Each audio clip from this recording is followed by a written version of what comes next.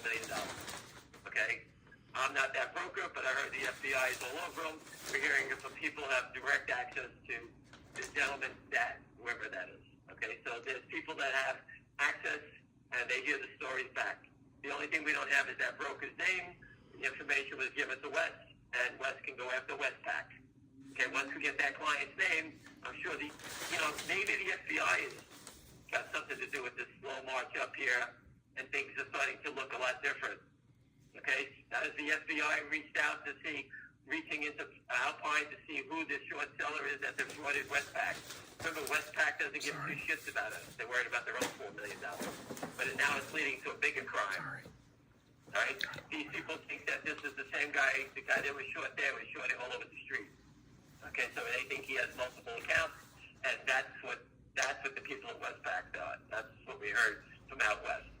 Okay, we're not law enforcement. We hear what you make your own decisions on what we hear. I can't prove it in a court of law. We pass it to the lawyers and and let West go get the information. Okay? Once the judge, Marrero, sees this information and he has to pull back the onion here, we're going to see a lot of things happening here. Anyway, I'm going to leave you at that. I got a long day and I'll be traveling, but have a good night. Thank you. I apologize, everybody. I don't know what happened, but all you missed in the conversation that Ham was having, he continued to talk about whatever it was when my thing went down. Now I can't remember. But what you missed, he transitioned to talking about the Westpac lawyer. And he said he heard it was a $4 million loss. That's what you missed. The bulk of what he was talking about. And thank you to Jenny, because I really didn't know it was down, and I don't know what happened. We're at 202, 201 by 202. Let me just put this in front of me. 201, 202, 1,010,000 shares. 202, yes, somebody said, are we going to close over 2? I think the question is, how high are we going to close over 2? And I would go with, I'm going to go with, I think I'm going to go with 205. Is it still working? Is it still working? Because now it's stopped. I have no way of telling if I'm live unless I'm seeing some conversation. And now it looks like a dangling conversation and superficial smiles. Okay, good. 204, Jenny just came. That's her 209. Okay. So Amsterdam is here. Let me see who. I did that joke before, but knock knock. Who's there? Amsterdam. Amsterdam who? Amsterdam, glad to meet you. That was one of my mother's favorites. It never got old. It never got funny either. So it had two things for it. You could repeat it in any situation, and it never was funny. 203. So I said 205, and I think Jenny said 204, and somebody, let's see, PBA Jeff said 204.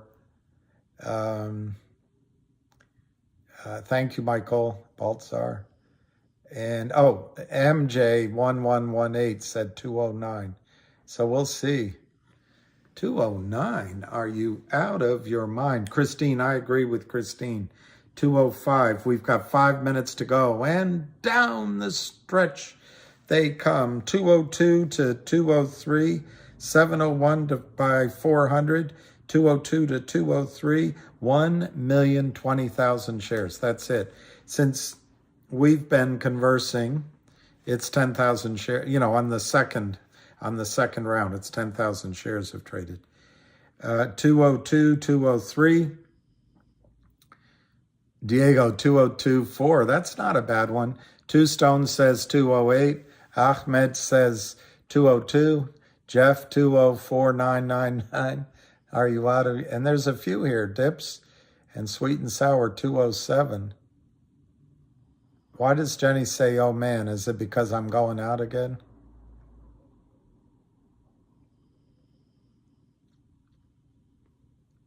Um...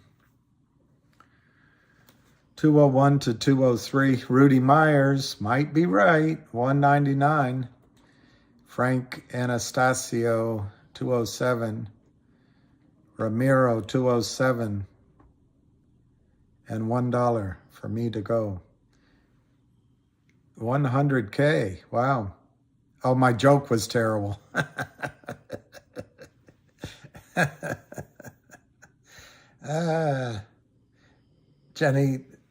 Jenny didn't like my joke.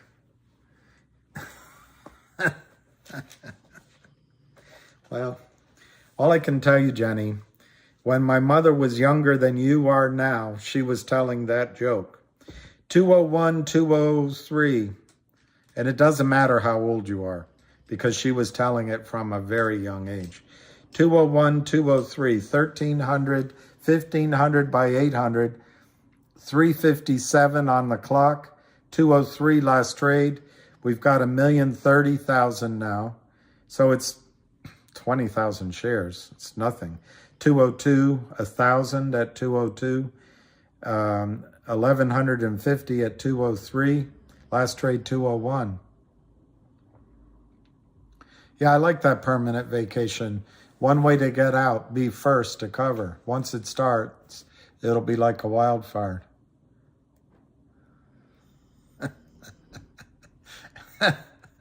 It's the kind of jokes your husband tells.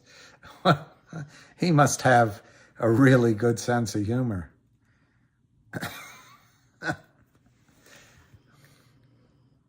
The problem with me, Jenny, is the only jokes I remember are the ones that I groan at. The really good ones, I never remember. 203 to 205, 205. 2 minutes to go. 204.88. Who said that? Who said that? Somebody said it. 203, 205. 2,525 by 11,978. Communicate. 204 last trade. 204 bid. Still 2 minutes to go. 13,478. I think they're saying, guys, don't let it run. I can see you had your fun. Tire tracks all across your back. You're nothing but crosstown traffic. 204, 205, 204, up 19 cents. 203, 205, 17,378, 14,480 at 205. 1 minute left, 359. Last trade, 205. 203 to 205. 400 by 2,400. 203 to 207. 202 to 204. 203 to 204. 203 to 204. 204 to 206. 206. Last trade. Less than a minute to go. 1,110,000. Volume picking up. 203 to 206, 203 to 206, last trade 206, 203 to 206, 204, 204 bid, 205 asked, 205 last trade, 20 cents up, less than a minute to go, 206, 1.11 million. Somebody will say that's good luck. 205 by 206. 206 is the closing price. So, Jenny, who had it at 206? Who had it? And down the track they come. So let's see if any of you all had 206. I had 205. Ramiro had 207. Frank had 207. Rudy, the cautious one was, it was a good bet though, 199.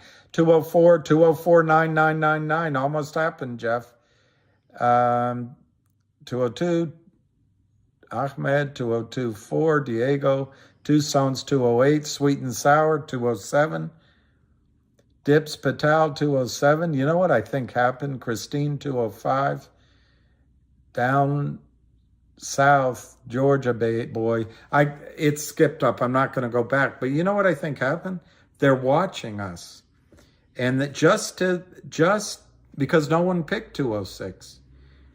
So just to play with us, they used the one number we didn't pick. Closed 205. No, it closed 206. No one said 206. So see, they're watching us. They didn't want any of us to get the confidence that comes from calling the game. Yeah, it closed at 206. Yeah, we're back. I really apologize. I didn't know. Jenny was kind enough to text me, and I didn't know that I was down. Because sitting here, sometimes you guys go silent, and we're listening, so I figured it was normal. So sorry about that. I'm working on it. Richard K. Richard K says that MMTLP closed yet again at 287. Yeah, 1111 is good luck. That's right.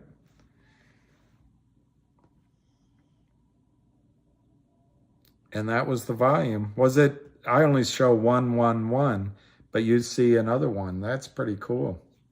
So I see in the aftermarket, not that there is one, but I see the bid 204 and the ask 207.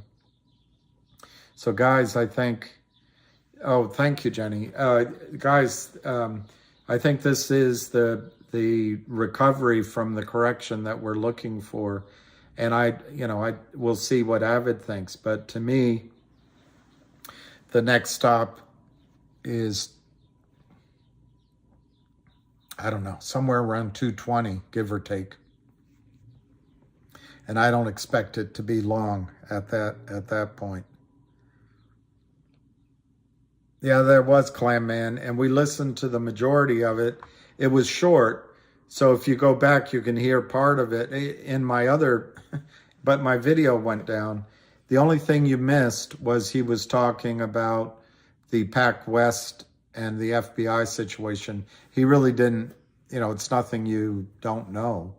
But if you really want to hear the whole call, there's a guy on Twitter called Dodger, and I'm sure he'll have a replay of it. No, I don't know any news on HNRC. It's just, I think it had a nice run up. So let me see if I can find out. I called into them too. But again, they don't know me, and I'm sure I sound like just everybody else that calls in. On the third day, they ate Robin's minstrel, and there was much rejoicing. That sounds like Led Zeppelin. Close at the high of the day is great, Kevin's story. Hey, Sam Haynes. Good evening to you as well. So I don't really have... other than the call, I didn't really have any topics of conversation that I wanted to generate, so I'm open to any that you might. I will answer Peter Sachs's question. He asked, can naked shorts be traced or tracked? I can't read my writing, by the dividend.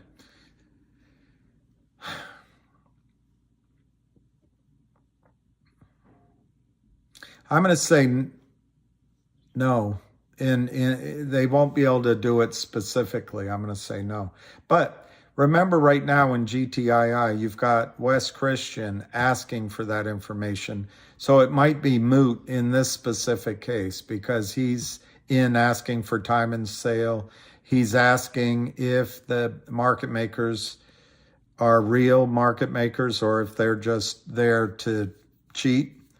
And they'll find the short sellers that way. But no, I don't think you can find the specific name of a short seller. What you can do is locate the size of the problem in each of the firms and possibly cause honest firms to start buying back shares, and that can trigger a short squeeze. And that's the point of this exercise. So, Peter, I hope that answered the question. It's about all I know. 1111 new abundance, new beginnings, good fortune, and 812 means abundant success and prosperity. So 11111812 volume. Hey, that's pretty cool. So it's new beginnings and it's abundance. And that's pretty cool. Otto, Trump is going to be arrested tomorrow, so the market might close early. March Madness. Oregon Dew.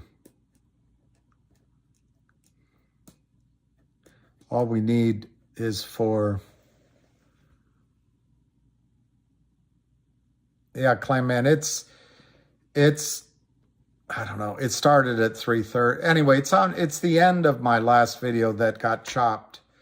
But he finished, like I say, he finished talking about Westpac, and then he closed it off about 10 minutes early.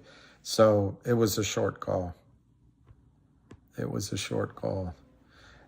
Zach, there's no news on GTII today, but let me just relay a couple of things.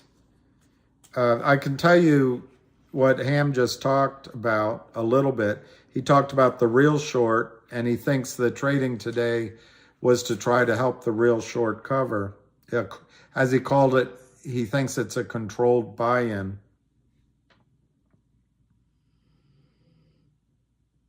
And he did a lot of talking about that. And then he spoke about the DVP accounts.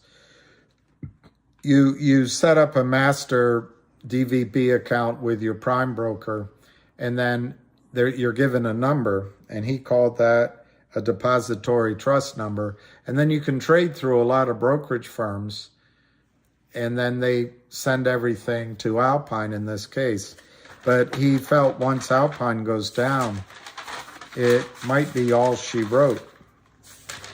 But anyway, I just wanted to, he also spoke about, and he put it on Twitter, but he's talked with Wes, and apparently the lawsuits are causing panic in the background with lawyers who represent the criminals and the quasi-complicit or at least ineffectual broker-dealers. It's a big deal. They're nervous.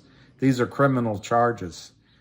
He did not talk about, but I did it on my video based on what he told me. In the case of CLNV, they issued non-restricted shares as their dividend. It's pretty clear that wasn't intentional, but like I had said, I think yesterday, GTII's been at this a long time, and new people with the best of intentions can make missteps. It's such a hard battle. So I think they can be forgiven for that. And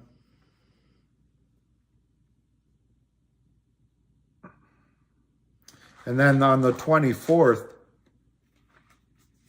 we'll get the data for the real short, and we'll be able to tell if they were covering today. Hey, Wizard Gray Balls. GME is skying? Let me look. Matt K, really? Let me look.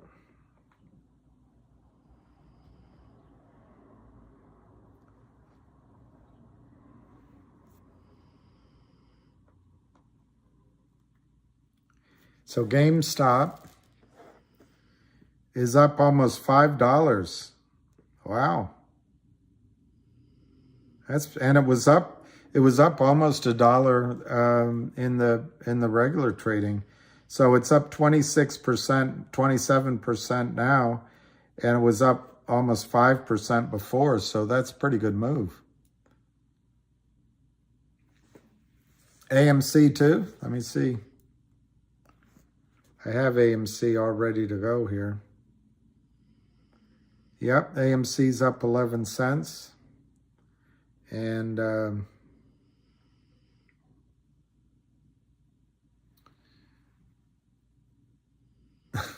sometimes you eat the bear, sometimes the bear eats you.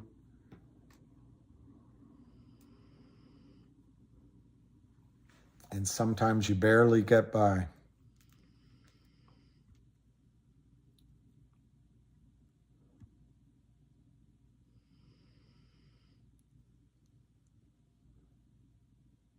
Yeah, Tom Slocum, Richard K.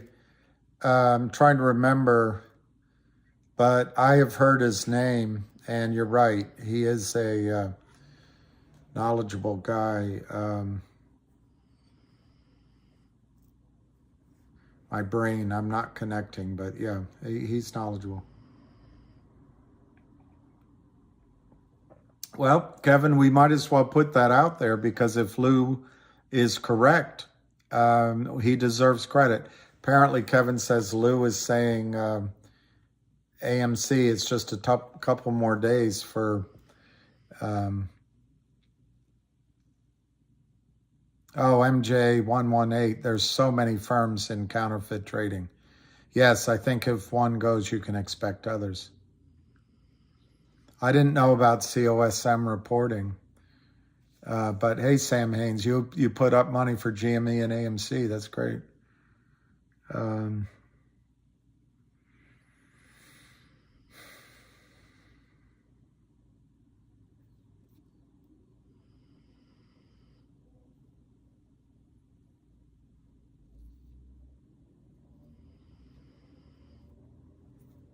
Yeah, we don't, I'm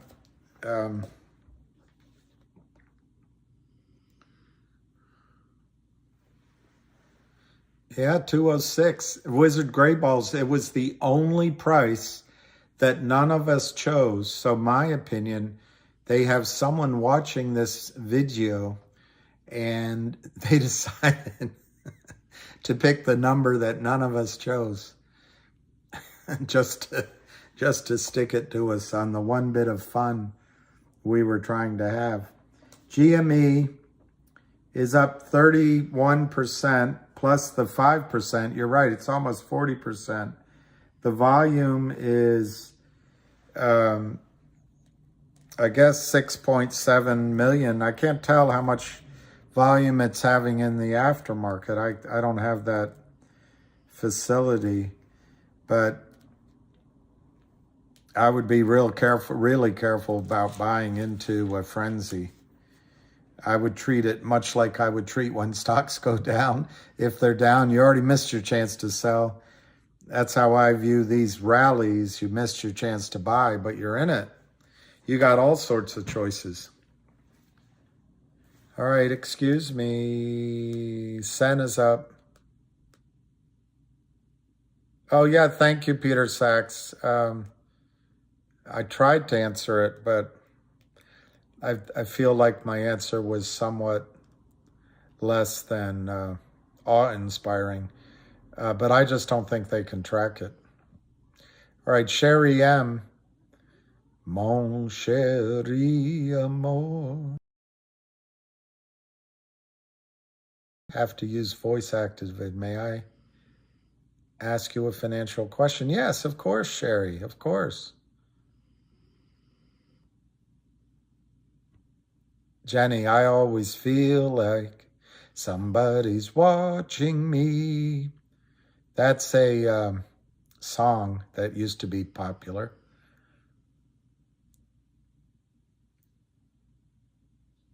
Okay, so Lewis, my eyesight, Shotland says Fidelity listed my 1099 tax form a large MMTLP short-term loss, but will not be reporting it to the IRS like others.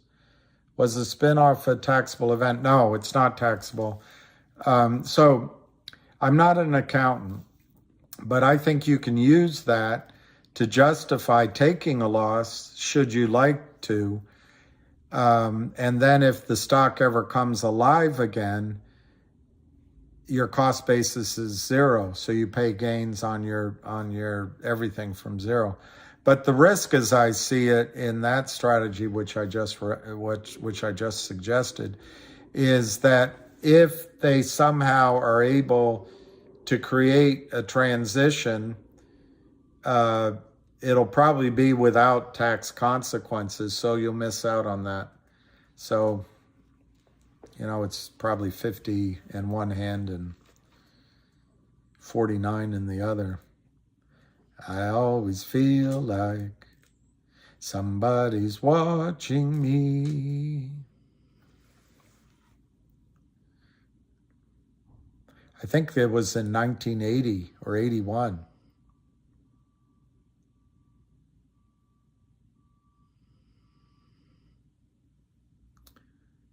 Well, that's right, Skydog. I'm not going to read it out just because I don't want to create more enemies than I have, but I think you're right. Okay. Yeah, Sherry, you can ask me a question. No halt in aftermarket. Citadel is fishing for more suckers. I think you have to be careful that you're actually correct, Doctor.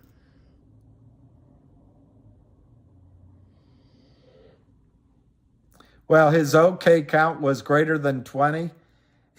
By my count, he said again once.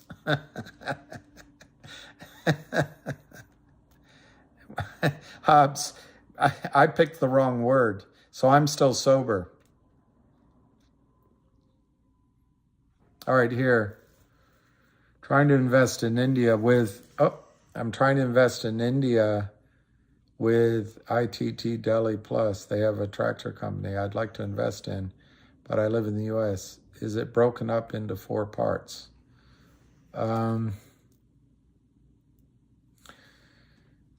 With IT...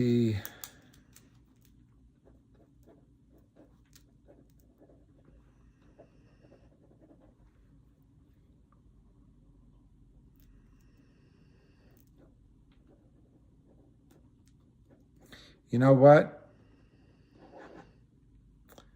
Sherry, I don't know what you mean about 4 parts, but let me just say a couple things. I believe it's Mark Farber that I was listening to, and I commend his videos to you. But I think it was Mark Farber, but he suggested that investing in countries where the growth is, where the population is young, outside of the United States is the most in the bubble of everything. The United States stock market is the most overblown. And so as one way to hedge, he was saying invest in other countries' companies. He went further, if I'm quoting the right guy, but he went further to say, go ahead and invest through financial institutions in that country. But I have to ask you if I can do research on that, because I don't know what the 4 parts are to invest in India. And I actually don't know. I should see if I can find out from one of my friends what would be a reputable brokerage firm in India to use. My own instinct would be that you would use, even if it costs more, you would use the biggest and the most well-known, just to be safe. But I really like your question, Sherry, because I think people should be investing in other countries that perhaps aren't as overblown as ours, but they might be earlier in the economic growth stage for a nation. But I don't know the answer to your question. I'm flummoxed, and I apologize. But I wrote it down here.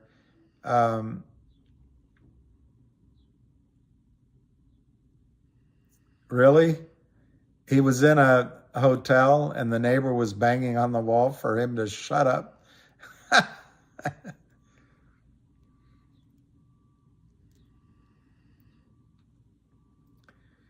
So you're a old cowboy and retired theoretical scientist. Wow. That must be something. I wonder what you think about black holes. Where does all that matter go? And could black holes be the beginning of the universe? Could it be an infinite loop? But no, he didn't say anything new about MMTLP. I'll try to get an answer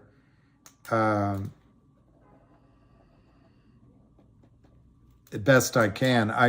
I'm really having a hard time thinking who I can ask, but I wrote it down to do my best. It's all I can do. Take it, we are working on that right now at this moment. He's Professor George, New Physics with Professor George. We are able to prove Einstein's theory of relativity was incorrect. And I think Einstein questioned his own theory a little bit. But I'm forgetting which part of it. Wow, that's fascinating. That his theory of relativity was incorrect. Wow. It's beyond, I love it all, but it's beyond my brain power.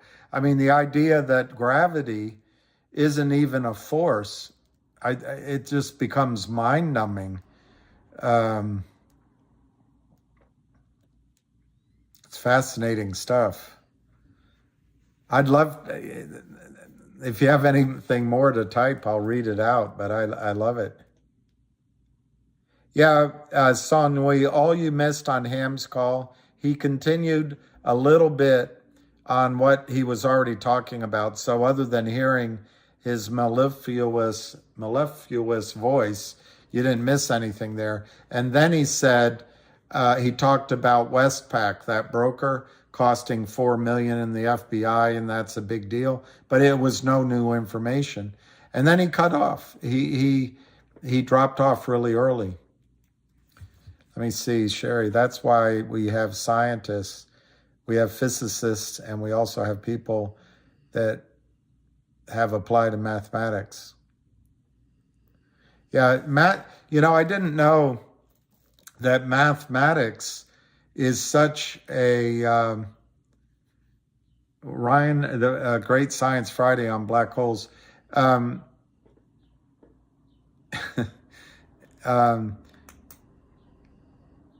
I didn't realize mathematics is so theoretical. Once you get beyond arithmetic, and maybe even that's theoretical, it's theory, which is fascinating. And I did learn, and I wish I had studied it more, I did learn that accounting can be a little bit more theory than accurate. That's good advice. You better not question Fauci. That's science. But Einstein, what did he know? But Fauci, that's science. Particularly, you get what you pay for. And in his case, he got well paid, so it must be really good science. This is good advice, Sherry M. You could check with your U.S. broker, and they may have an affiliate office. But what I think it was Mark Farber was suggesting is to stay out of the U.S. securities system in case there's trouble.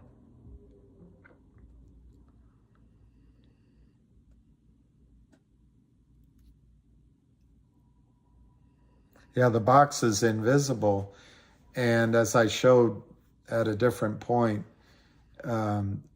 cats should not think outside of the box, but everyone else should. I don't know, it's fascinating. I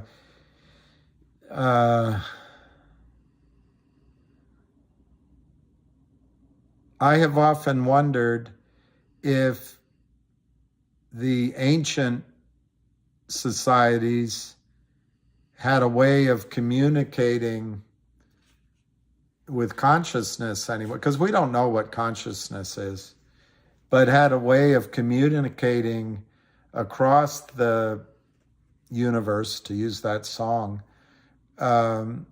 almost real time.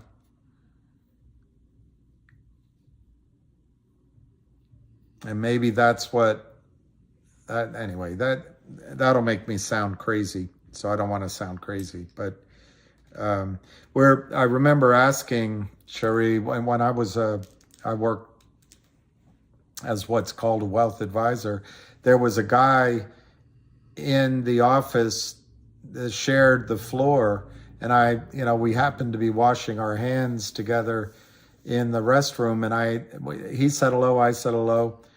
And I don't know why we got on the subject, but I asked him about physics, I think it was.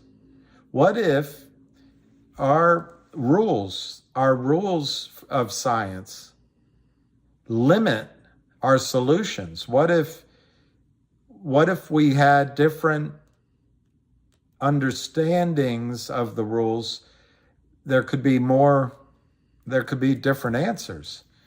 And in other words, are we limited by the 5 senses we have to certain, if A, B, and C, then D, instead of, anyway, that's about as sophisticated as I got. He invited me to his office and we talked for 3 or 4 hours about it.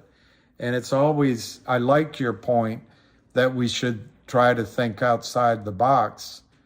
And I think some ideas that might be ridiculed maybe should be included in some of those thoughts.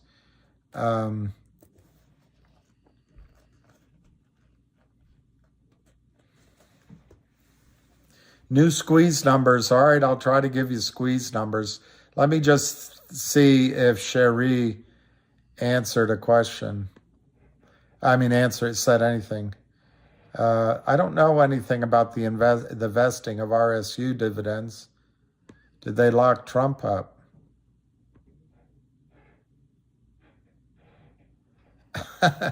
Jenny L. I think Jenny L. Cherie, she is really good. She's really a sharp cookie. Oh, ITT in Delhi is the same as MIT. I see. All right. So that's why I didn't understand it. All right. I'll give you a squeeze price. I don't know if it'll be new. After the squeeze is gone, how could you lead me on? Oh, buy gold and silver after the squeeze is gone. My wife, she's a cold person. Her side of the waterbed is frozen.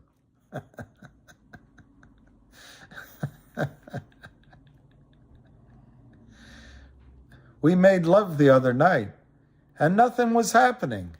I said, what? You can't think of anyone either?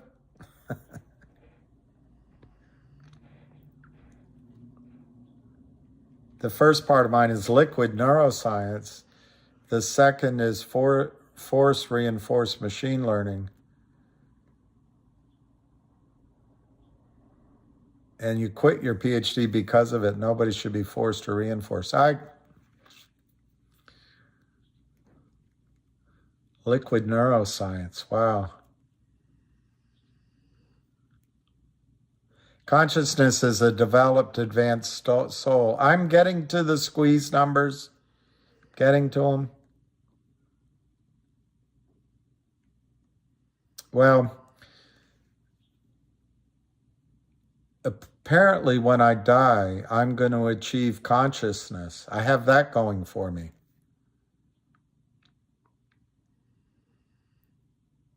What if cat really spelled dog?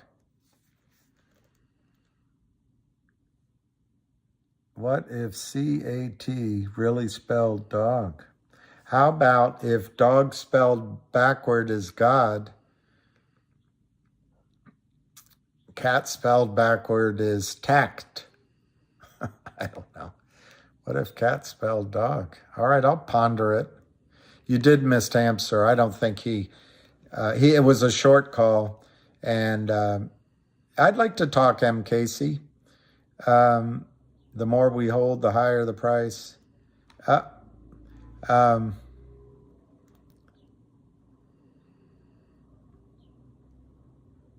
See, Jenny is very smart, Shuri. I can't even get what she's saying. We didn't make the rules of science. Mother Nature did. We didn't start the fire.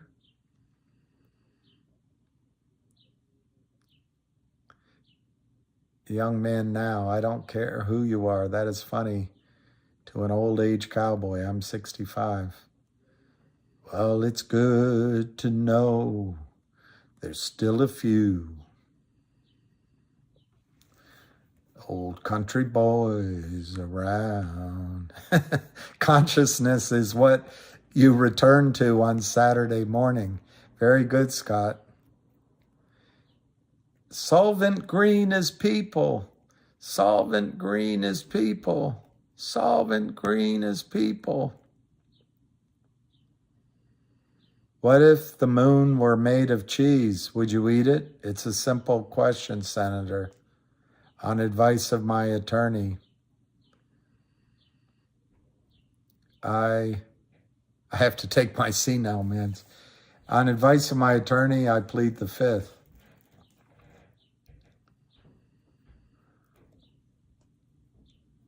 Marty Robbins. I can't think of a Marty Robbins song. I'm sure I know him, but I can't think. Winslow. Edward G. Robinson said that. I'll look up Marty Robbins. All right, I'm gonna. Race car spelled backwards is race car. Wow, Wizard Gray Balls. So is,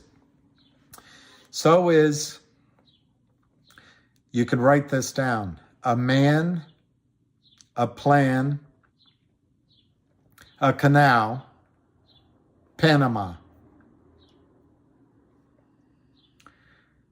A man, a plan. Let me see if I got that right. A man, a plan, a canal, Panama. You can write that down and find out that spelled back-assward, it says the same thing. Rent with an option to buy. El Paso. I'll get to it. I'm just going to quickly look up a Marty Robbins song and see if I know any of them. Marty Robbins. Songs. Big Iron. I don't know that one. El Paso. They're Hanging Me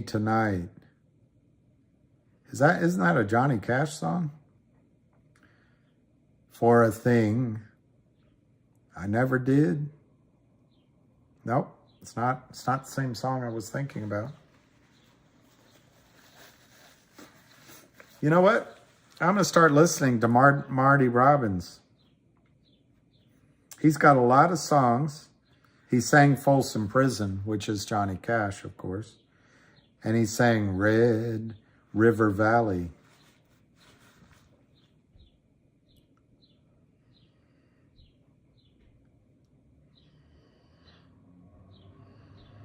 All right, I'll look it up.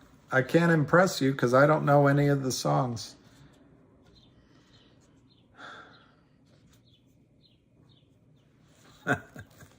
Hank Williams are more old drunks, although he only made it to 29 than doctors. Johnny Carson once asked George Burns, because George Burns would have 2 or 3 martinis or something a day and smoke cigars. And Johnny Carson asked him, well, what does your doctor tell you? George Burns said, my doctor is dead. Who's Zed? Who's Zed? Zed's dead, baby.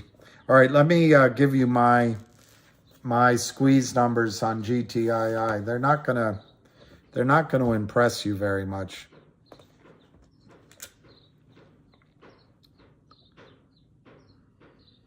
From an old cowboy. I'm an old...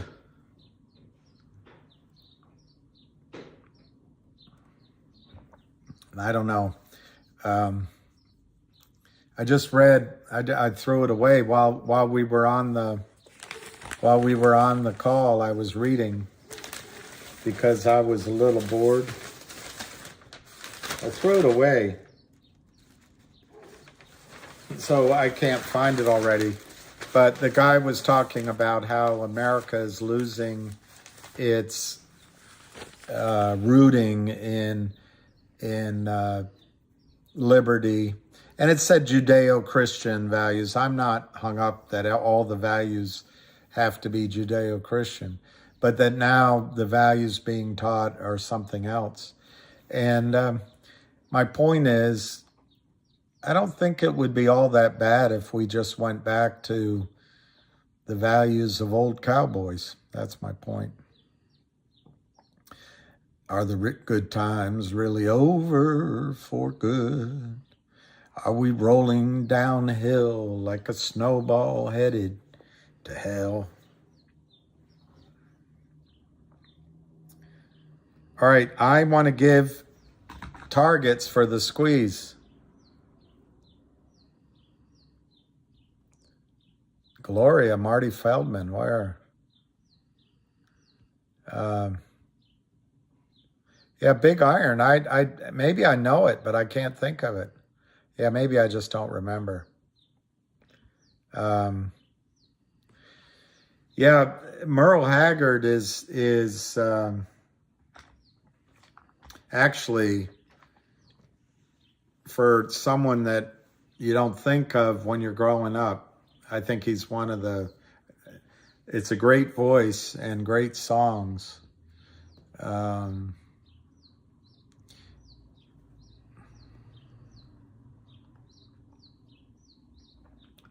Yeah, it's the word. Your word is your bond. You carry your own water. You don't really complain. You don't really explain. You help other people out that need the help. You stay out of other people's business unless it contradicts what I just the last one I said. And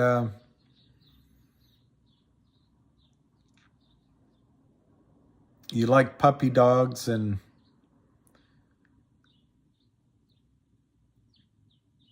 I love little baby ducks, slow moving trains,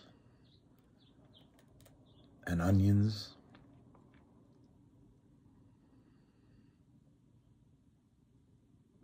Well, you're going to die of something, but yeah, you have your word is all you have. But sometimes no one, even if no one's believing you, you keep it. The last of the good times.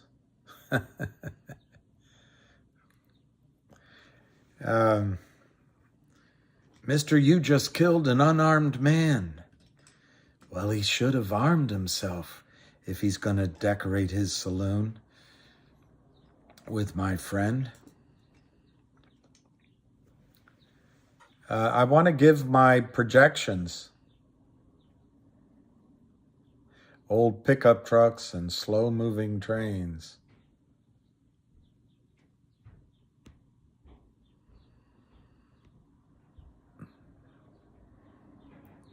I like that one down in Texas. In El Paso, I fell in love with a little Mexican girl. I know that song. I just can't sing it. I can't. I'm almost a legend. I need to get someone maybe to cut them out of these and condense them. Yeah, I know that song. Those are good songs. I didn't know it was Marty Robbins, though. All right, let me try to see where the stock closed. GTII closed at 206 on 1 million in volume. Let's go to the chart. Let's go to the tape. Stock charts is where I go to get a chart. The thing about stock charts that come up, they're algorithmic. If you want a more flat chart, I don't know where to recommend.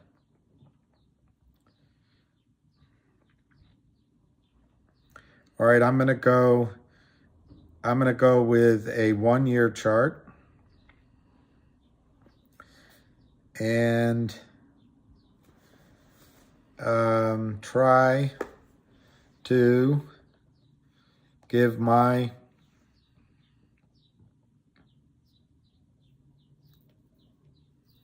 analysis.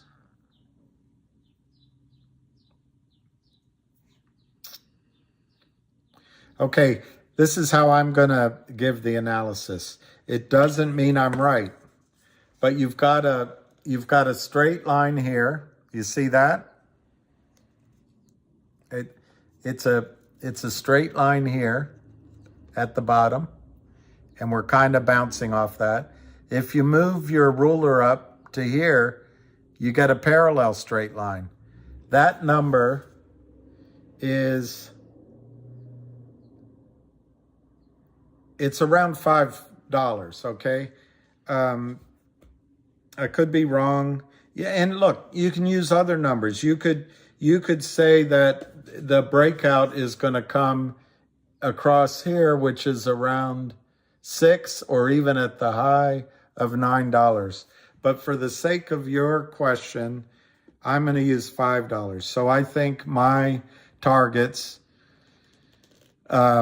with, a 95% odds would be $50, maybe a little higher. And then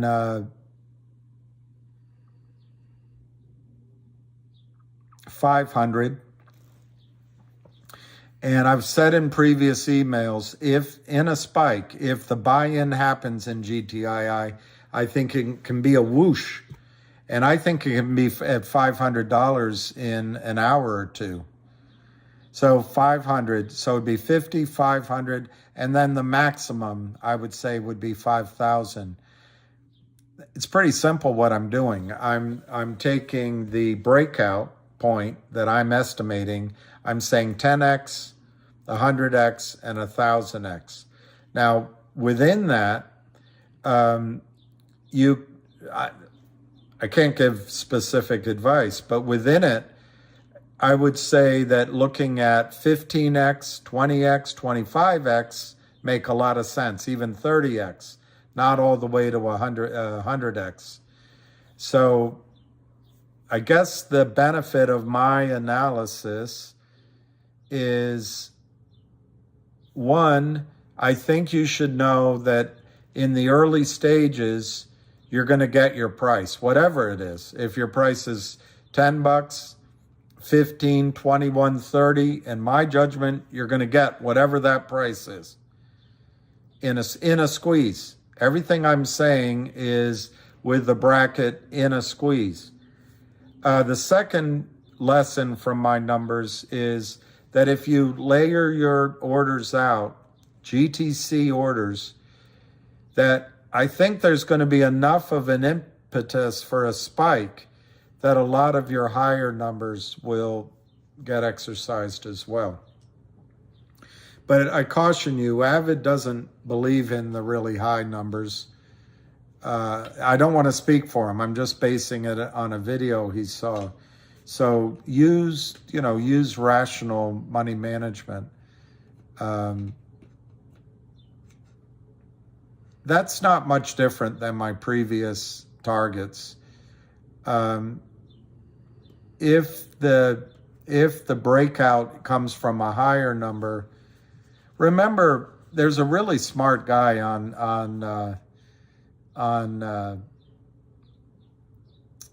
well, Drew has space calls, Busy Brands has space calls, and others. And there's this guy that's really sharp. He's really interesting to talk with. He's probably like Sherry M. And Jenny might like listening to him. His name is 100%. Yeah, I think that's his name. But he pointed out that GTII, if you go back in the charts to 2005, has a gap to fill. And I should have written it down. He either said at $109 or $119. Either way, is just over $100. So that's an interesting point as well. How do you find Avid? Well, I find him quite pleasant and honest. Avid Trader has videos on YouTube. Here, we'll just look for one.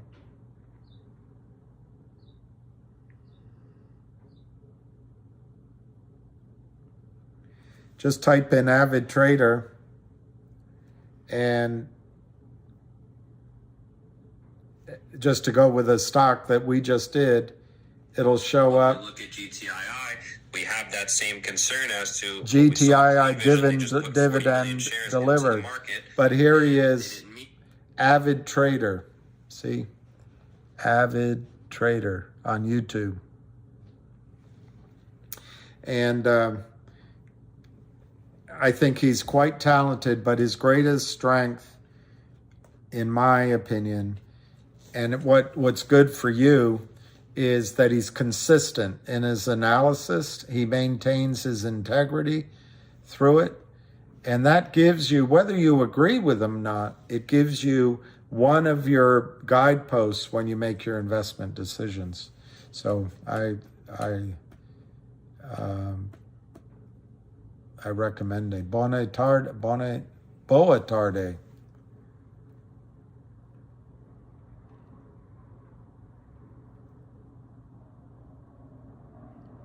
Hey, Lion of All Trades hosts spaces too, and they're very good.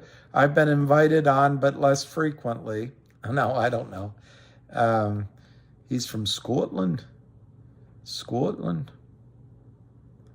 Barbara Roger, YouTube, Avid Trader. The fear of death is what's driving disease and aging process. Fear, anxiety, depression, frustration, paranoia will destroy you.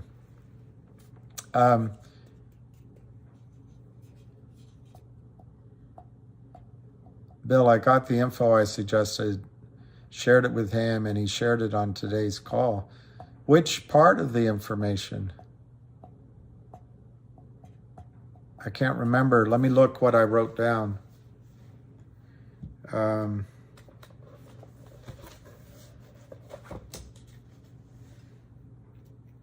Oh, the 781,000 shares since $1.50? Or the depository trust number that he read out? I didn't write it down.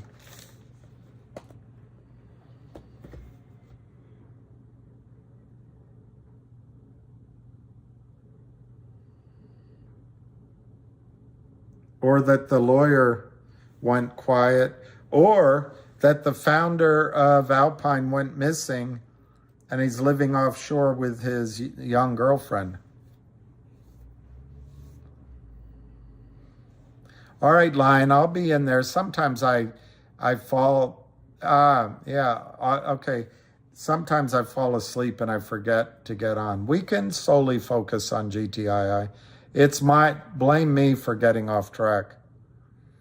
Ace is the place for a helpful video, man.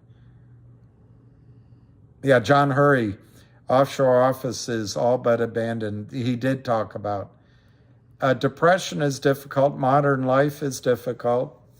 And I'll throw one thing out. Which video did Avid give his thoughts on the top? I must have missed it. On the top. Oh, the top.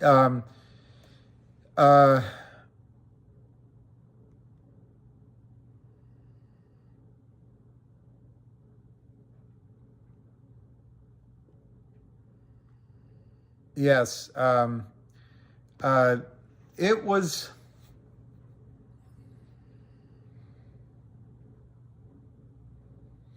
You know, I think I'm repeating what somebody else told me, so maybe I don't know which video it was on, but he apparently didn't believe that it could go to $1,000.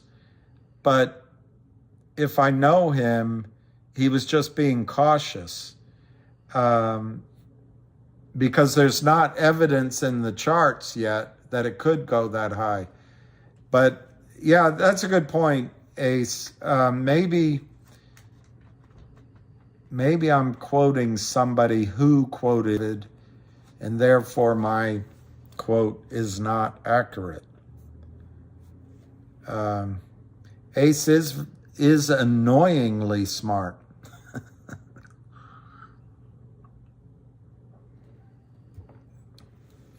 There's Counselor Diamond Hands, another stalwart supporter.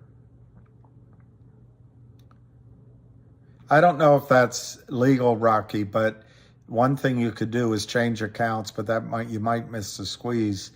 One other thing you could do is just put in day orders. I know it's a pain in the neck, but day limit orders, they may let you. And you'll have time to put in orders when it runs. Yeah, he's a positive voice of reason, which is the reason that he's positive. Has GTII stopped trading? It hasn't traded.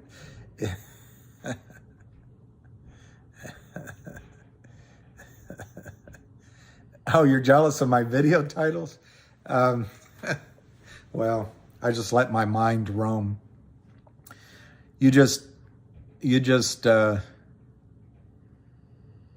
How does Waylon say it? I've lived a few more years than you, that's all. I've been more places and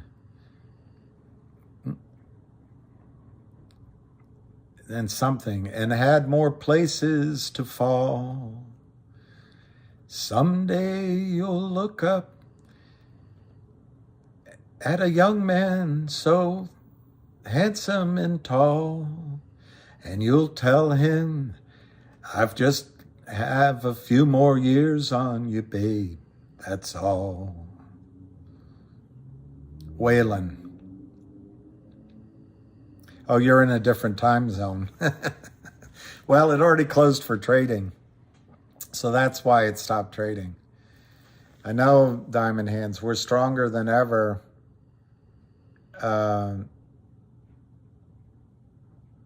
Yeah, Ace in the hole. I don't remember hearing it, so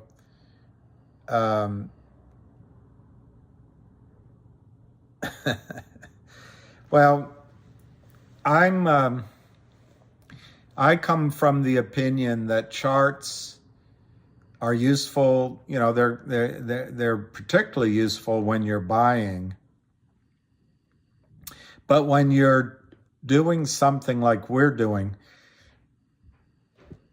they could catch you out when you start to sell. However, Ace has called so many things. Not Ace has called them too, but Avid has called so many things as to when to sell that it's a little scary. So it's a discipline to bear in mind. And certainly if you have a core position, you can add to it in the lows and then get out on his targets and just trade that stub of your position.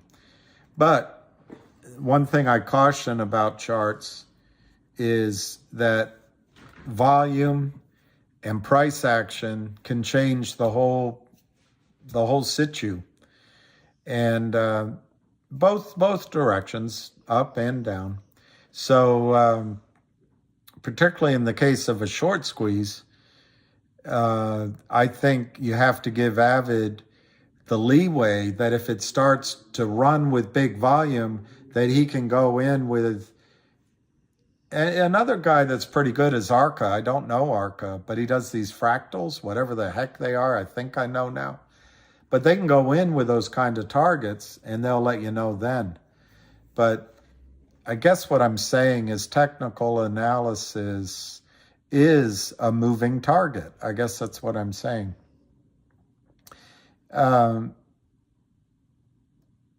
That's right. Ace in the hole. This is wise information.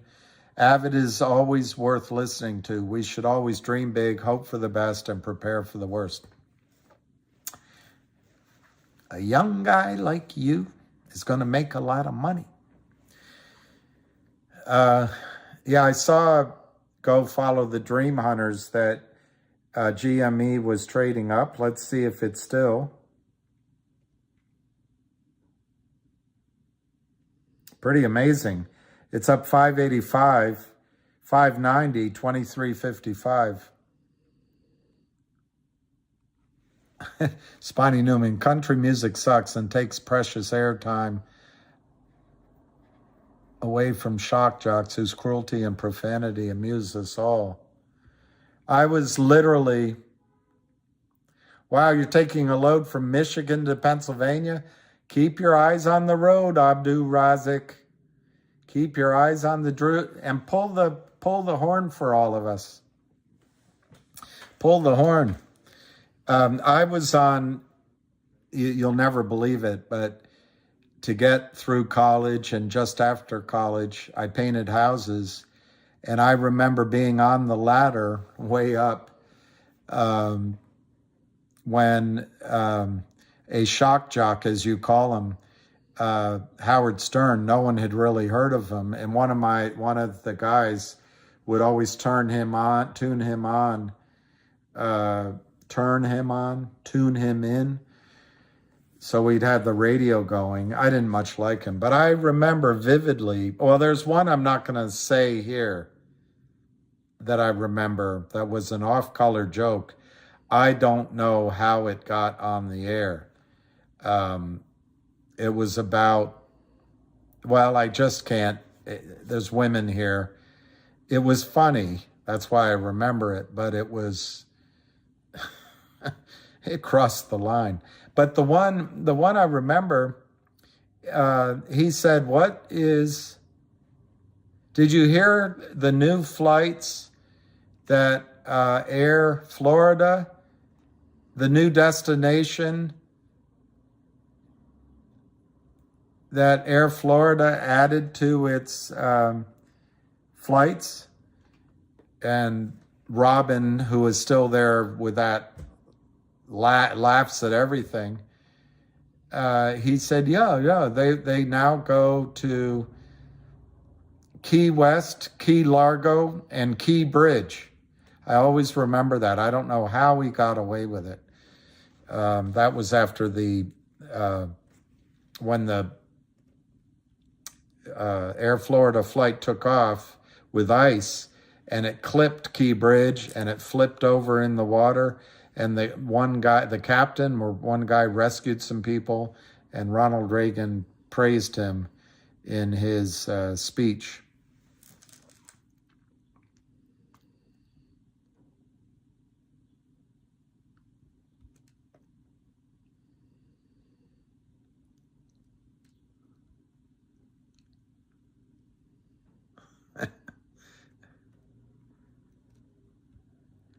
I've got a couple more years on you, babe, that's all.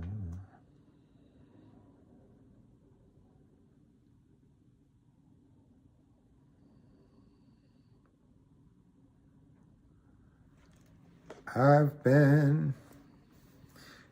all right, so GME's still trading, which is amazing.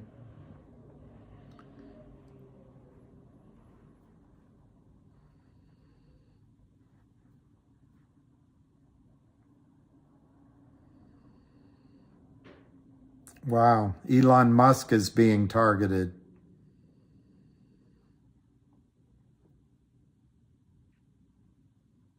That's amazing. I've got a couple more years on you, babe, that's all. I've had more chances to fly and more places to fall. It ain't that I'm wiser, it's only that I've spent more time. I'm not in the right key. It's only that I've spent more time with my back to the wall. And I've picked up a couple more years on you, babe, that's all. I've walked a couple more roads than you, baby, that's all. And I'm tired of running while you're only learning to crawl. And you're heading somewhere, but I've been to somewhere and found it was nowhere at all. I've picked up a couple more years on you, babe, that's all. Now saying goodbye, girl, don't ever come easy at all. But you've got to fly, 'cause you're hearing those young eagles call. I'm way off on singing this. And someday when you're older, you'll smile at a man strong and tall, and you'll say, I've got a couple more years on you, babe, that's all. So let's hear it from the man himself, so you don't have to be left with my horrible singing.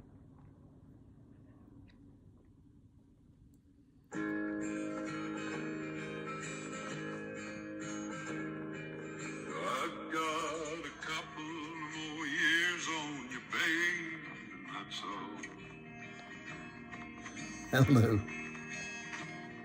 hit the gong. Places to fall. I won't play it all the way through. It's not that I'm wiser, it's just that I'd spend more time with my back to the wall. I will. And I picked up a couple more years on, Babe, that's all.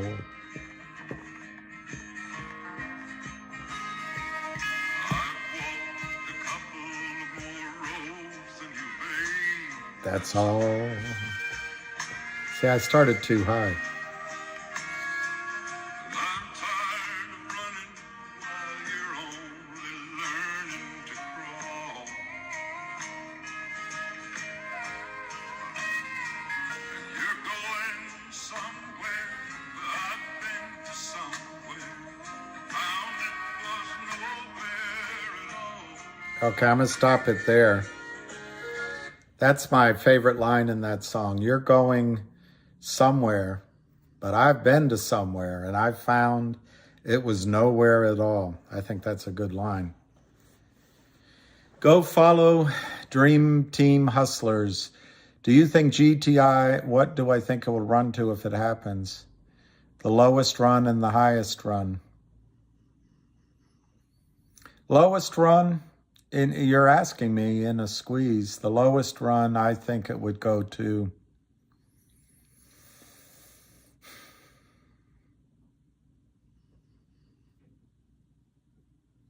I think the lowest run would be something like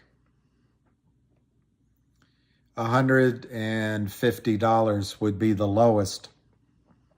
If you're asking me to pick the spike, what's my lowest expectation for the spike, worst case, I'd say something like that, 125 to 150. I give that really low odds of being the case. I think it's going to go much higher, but you asked for sort of worst case. But again, hey, I said again, it's in a spike.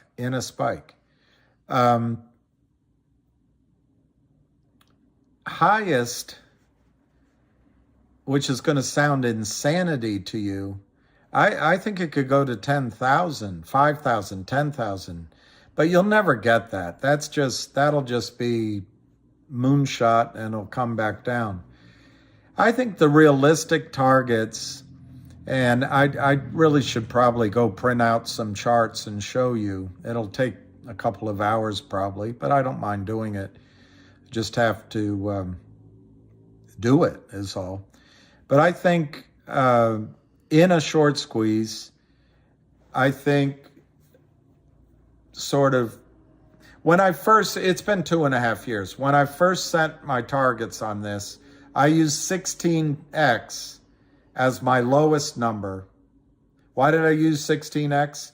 Because it was close to a Fibonacci number, sort of. But 15x seemed to be, 15 times, seemed to be the lowest in a lot of charts of short squeezes that I looked at. So then the key is picking the breakout point. What is the breakout point? You could use the high it's been recently of $9. You could anticipate that they're going to be able to fight it when it gets to 9, and they're going to fight it at 13 and fight it at 21, and the breakout's much higher. But my guess is, because of the FBI, because of the Alpine legal trouble, and because of Wes Christian's lawsuit, that compliance officers are going to back away from accepting orders. The work that Richard Kay did that found out that Richard Hurry is now offshore. I think once Alpine is finito, giving orders to sell on GTI will no longer be bonito. Is that a word? It won't be good. It won't be copacetic. And so my point on that, unfortunately, is I think the breakout now, I think the breakout's going to come from a lower number, not a higher number. We're at $2. I don't think that's going to be the breakout. And I don't think we're going to see a capitulation of the selling below around 550, because I think some of you, and I'm not criticizing, and some others may sell, which is completely reasonable, by the way, taking money off the table at 455, 556, because that's where we were for quite a while in November, and then it went down. So I know this is a long answer, but I think I'm going to use as my breakout number, lowest breakout number, something in the 8 to 9 range. And unfortunately, now I think I would use as my highest breakout number 13. I just don't think they're going to fight it the way they would have if Alpine were still around. So just to be conservative, I'll use 750 as my breakout number. And I don't know, when I say conservative, I don't know if it's conservative at all. It's just so gut instinct, and I did study a lot of short squeeze charts, So if I multiply 750 times 16, it's 120. Wow. That's the gap that 100% said needs to be filled. He said it was 119. That's pretty amazing. So I'm going to use as my low spike number in a squeeze, my low spike number. I'm going to pick 120. What are my assumptions? My assumptions are that the breakout comes at $7.50. And in that example, I'm assuming that the peak is at 16x of the breakout. Most of the charts I saw went to 15x. There were a few a little bit lower, but most achieved 15x. So like I say, I used 16x just because it struck me as a kind of quasi Fibonacci number. And it's a little bit above 15, so I'll use 16.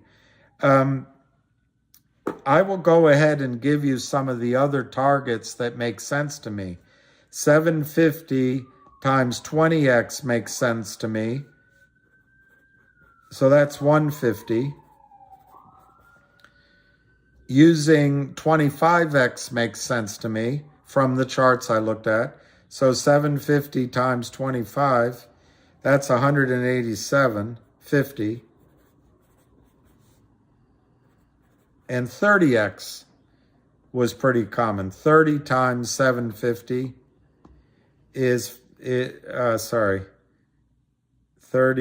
times 7.5 is 225. So that's 30x. That is about the range. I forget who I'm talking to. My apologies.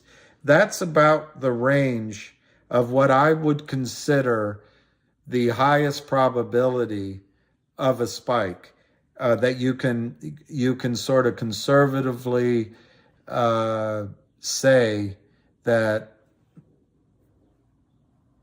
is going to happen. Now, where I go a little bit rose-colored glasses, but I do it for a reason. There are squeezes that went up by much higher amounts. So I'm only going to give you two, though, because you can do the in-betweens. If you take 750 times 100x, that's $750. And I certainly think that if I were to put 120 to 2 in those ranges of 120, 150, 187.50, 225, all in the kind of safer bucket, maybe in the 75% to 90% odds of happening, I would put 750 in the 50% to 75% odds of happening. And you know, you're going to think I'm a cartoon character, Looney Tune character, but I think 1000x, and you can adjust it any way you want, but 1000x in the mother of all squeezes, which is what we might be in, there were squeezes that have gone up 1,000. So with 1000x, you're talking about 7,500. And I would give that, you know, I don't know, 10% to 25% odds. So just to memorialize it, that's where I come out with. So I would give you my low spike at 120 and my high spike at 7,500 and all those numbers in between. But this is not giving you permission to trade like an idiot.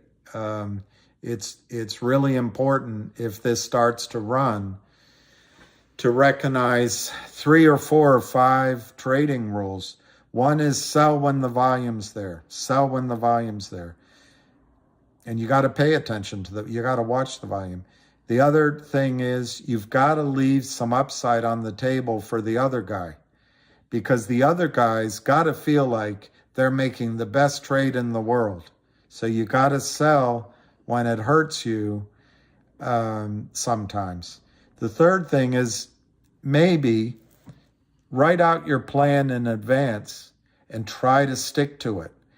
I'm not saying don't adjust on the fly, but don't become overly greedy or fearful.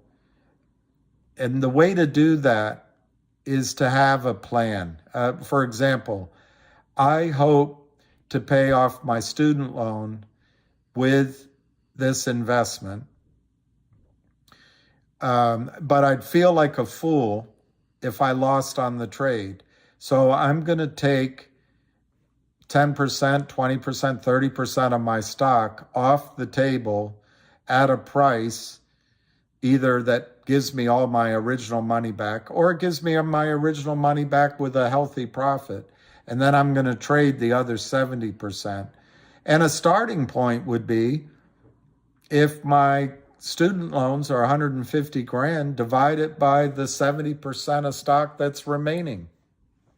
See what price that is, and then wrap some trades around that price. But my point is, only you can come up with that plan. And because your heart's going to be going like Tug McGraw on the pitcher's mound when the Phillies were in the World Series. So to have a plan, Stan, might be the third thing to kind of keep you thinking. More of a warning than a plan, than a strategy, is the ups and downs are going to be violent.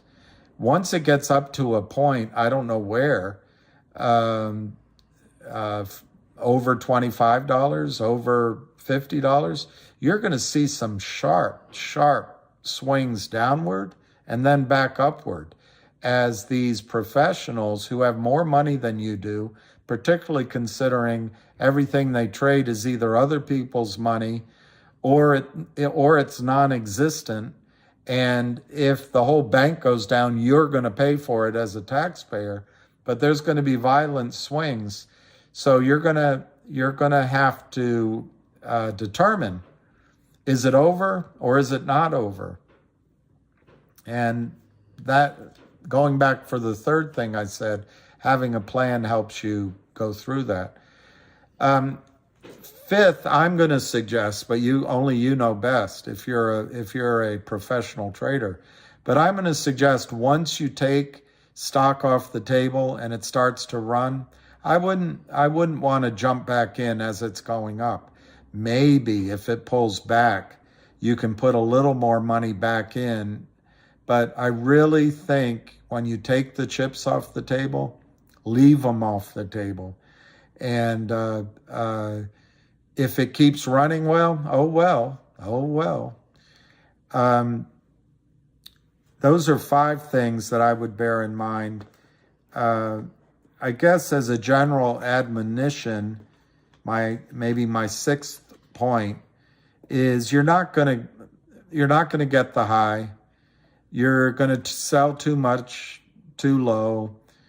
But at the end of the day, the only way to make this a losing trade is to hold on too long, and then when it comes down, it'll be over in a heartbeat.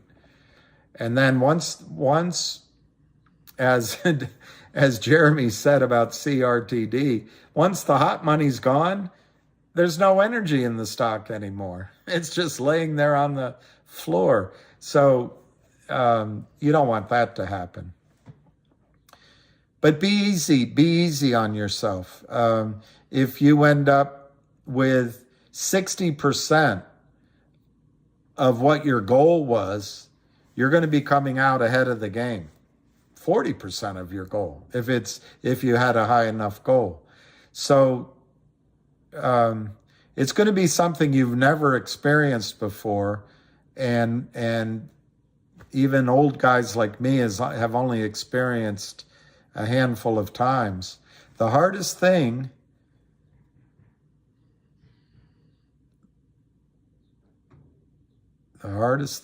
I've ever done is, I can't remember the lyrics, but the hardest thing for me and for anyone is selling stock. And that's why my final point is so crucial. To the extent you can, put in GTC orders, good to canceled orders, and put them in where you want them to be. And, you know, if you want to talk to your grandchildren about this trade, maybe you leave 100 shares in at some fantasy number. You can always change your orders while it's trading, but what you can't do is sell it at, I'm making a number up, selling it at 1,500 with a little bit of stock. You can't sell it there. Once it goes there, that's probably it. On the way up, that's probably it at that number, if it goes that high. But to me, and I forget who I'm answering, and my apologies. To me, and I'm admitting that I'm a bit high here, to me, your lowest spike will come in at something like $120. There's some medium, you know, that's baby bear, 120. There's some mama bear. Mama bear, I would say, is 150, 187.5, 225. That's mama bear. Papa bear, I'd say, could be 750. But I tell you what, grandpapa bear could be 7,500. It's about the best I can do at this point. Once it starts trading, I think you'll get better advice from Avid and Arca and Ace. But once it starts trading, I think what I'll be following is the volume. I'm not as inclined to believe the higher numbers as I was in the past, and I'll tell you why. And I might be wrong. But I think the fact that Alpine could very easily become an ex-parrot and cease to be means that I think there's going to be, and Ham brought this up on a call when I asked him, I think there's going to be less additional shorting on the way up. I could be wrong. Those additional shorts that would come in at 10, 15, 20 would actually add fuel to the upside as they covered. That might be missing. So I'm giving you the really high numbers, but I'm more inclined to believe that the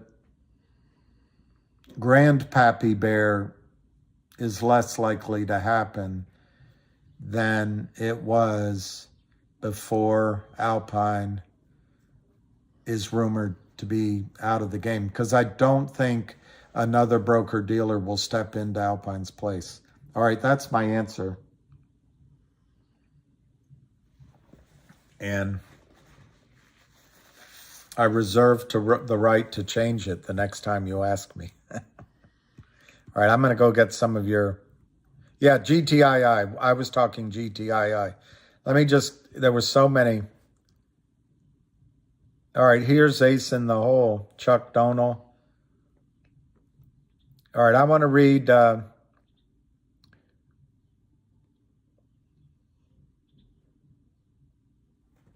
going to read Ace is the place for the helpful technical man. Yeah, Lion can say we can throw numbers left and right. It's all speculation, absolutely. All right, so Ace, I'm gonna add everyone, including Lion. I'm gonna read down. and I'm starting with this. If I'm missing somebody, I apologize. Ace says, this is OTC, so it'll move faster once it breaks. No halts. I agree. Lion says, would I like 1,000? Hell yeah. Tyler points out that UBS is starting to cover Credit Suisse shorts. That's interesting. Barbara L says, right behind you, Spiny, and I miss Spiny. Sorry. So Ace says, I think we spike into 4 digits so long as, something, ceteris paribus, basically. Chuck Donal, 100. We're at 2, but I said some at 25, 45, and 500. Yeah, Chuck, I think that's right. Each of you have to make your own decisions. Why? Because you're the one living with it. Ace in the hole, I think we break out somewhere lower than we think based on how hard they fought to keep us under $3. I think that's right, Ace. I used to think, just to add to that, at least from my perspective, I used to hope for, that's a better word, I used to hope for a breakout at 13, 15, 20, even $30. And that gave my higher numbers, to me, more of a likelihood. But I think it's going to be lower, so it's the hardest thing is you got to take the data as it comes to you.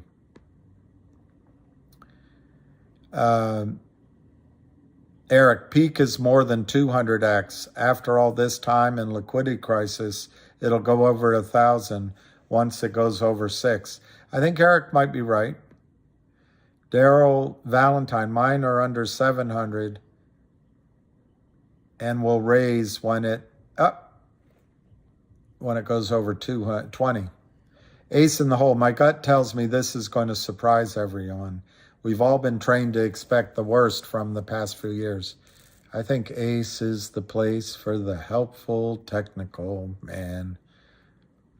Spiny Newman, I'm not holding 50K shares. I need to see fat numbers, baby. Ace in the hole, and I think this surprises all the conservative estimates. Ace in the hole, but I've been wrong before. Maybe I'm just an optimist. And then Beastie says, hi, Ace. M. Casey said, Big Vic says 10% every $50. That's a nice strategy. Will Barksdale points out meme stock squeezing. And Will, that could be liquidity problems. Brazil show's got a point. If you lessen how much you hold, you can sleep at night. Jennifer, we've got to find you a woman. And when we're through with you, we'll find me one too. That's a nice thought, Jennifer. But then how will I know she loves me for me and not for my money? Okay, Tony A. Thank you, Tony. My eyesight, is it A1 or AL? Tony L. I apologize. Tony, thank you. What I understand from him is this is greatest squeeze, and that's correct. That greatest setup he's ever seen. And GME and HKD and VW, so we'll go above 1,000. That's my thinking, Tony, and I think, all right, Dave M., will the dividend dilute the stock?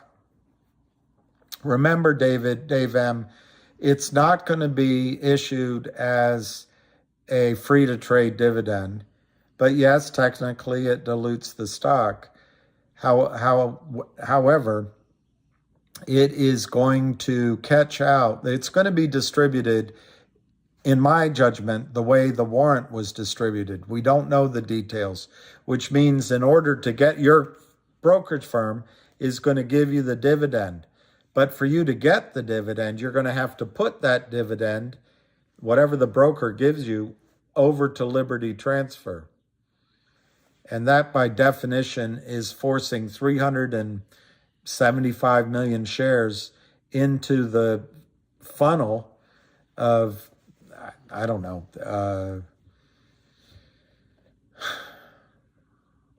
37 million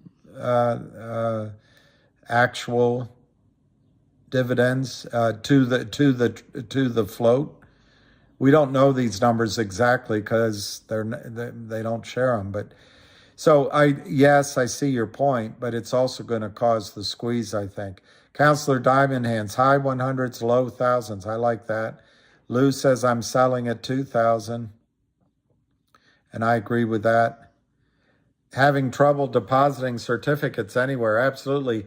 Somewhere I have a name, but Robert, if I don't get it to you, you can call into the OTC markets. They'll give you this firm in California, but it'll take 6 weeks. Robert, I'll see next time he's going to be traveling. Let me just write that down. Maybe one of, I got to write your name down with the correct spelling.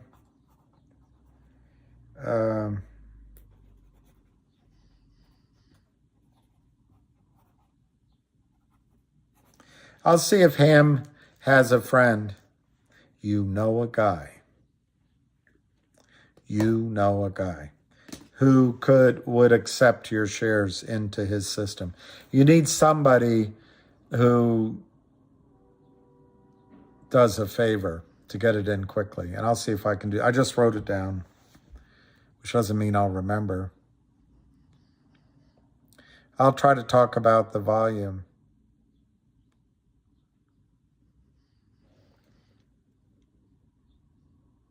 Robert Kepke just spoke to another buddy. He saw John Hurry in LA, confirmed the girlfriend is 29. Good for him. He also suggested he's having trouble getting his certificates deposited anywhere. I'll see if you vouch for the guy. I'll see if I can get help on that. Look, I used to have 29-year-old girlfriends. Thing is, they don't stay 29. And there's always another fella. Sold AMC today, held for 2 years. I don't disagree with that, but the fact is it could go up. But remember, go follow Dream Team Hustlers. Your goal is to make money. Do you care if you make money in AMC? Or maybe it's GTII? Or maybe it's... I don't know.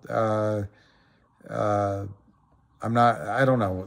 I don't want to, I can't think of another name, and I don't want to cause a rush to another name, but maybe it's another name.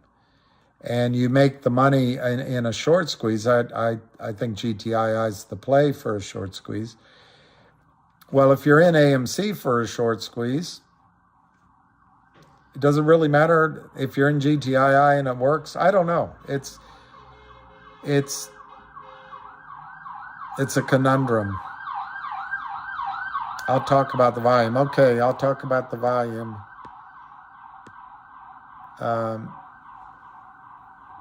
Where's the meetup spot after the eruption? Well, where are you, counselor? Or maybe we can go... maybe we can pick a place that none of us think about, like Peru or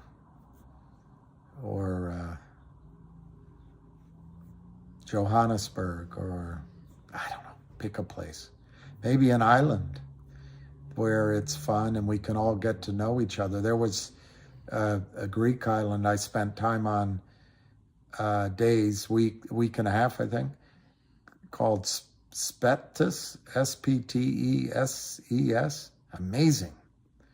But the good thing is there's some, 5-star hotels, a bunch of lesser expensive, so it fits everybody's budget. But because it's an island, everybody got to know each other, and it was great. It was really great. Beautiful, too. Cameron Highlands would be awesome. I would love to go to the Cameron Highlands. Ace in the hole. I agree with you. What do I mean by double? That used to be what we'd say in Liar's Poker. Double. Double.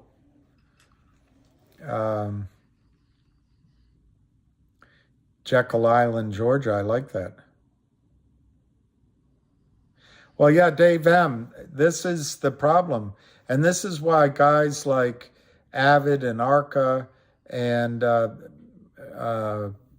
Ace are so important. I wish I had sold at 5, 4, 3 and bought in at 45. But when I'm honest with myself, if I had sold at 5, I probably would have bought back at 4. So I'd have more shares, but I'd still be in the same boat. Puerto Rico would be great, I think.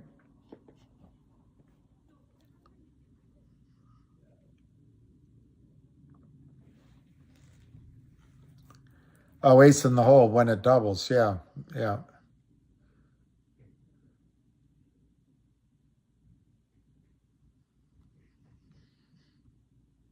Jenny.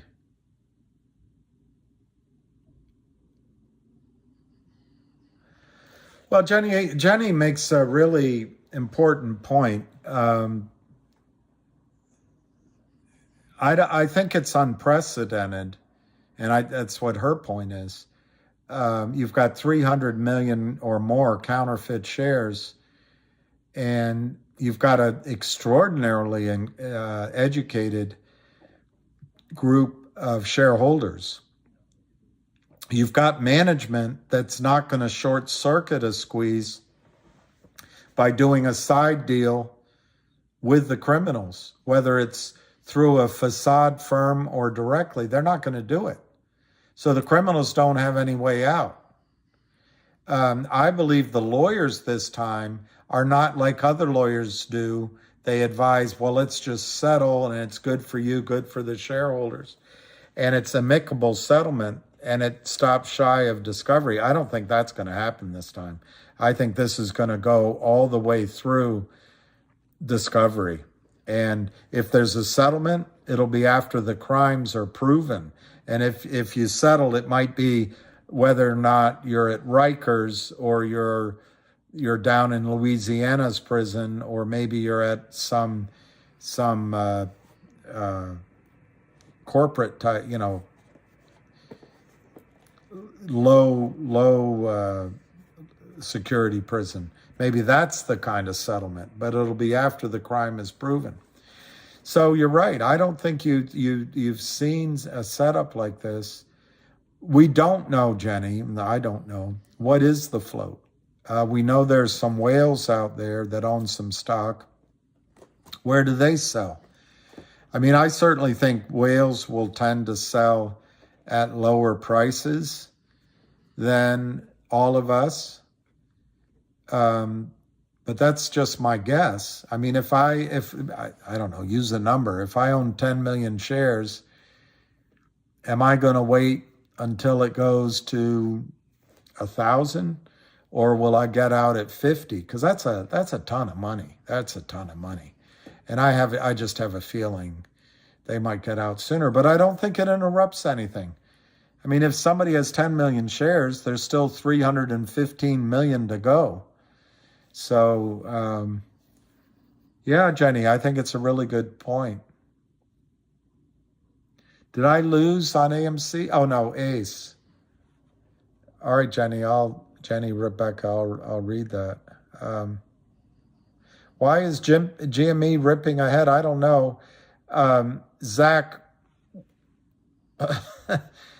my skeptical side says they're doing it on purpose to suck people in. The earnings will come out.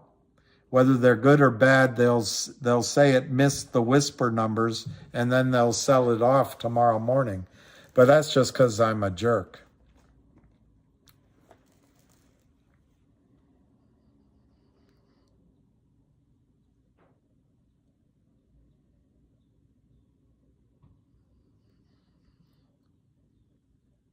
Oh, it had good earnings. All right, it had good earnings. So that's why it's going up. That's what Counselor Diamond Hands says. Um,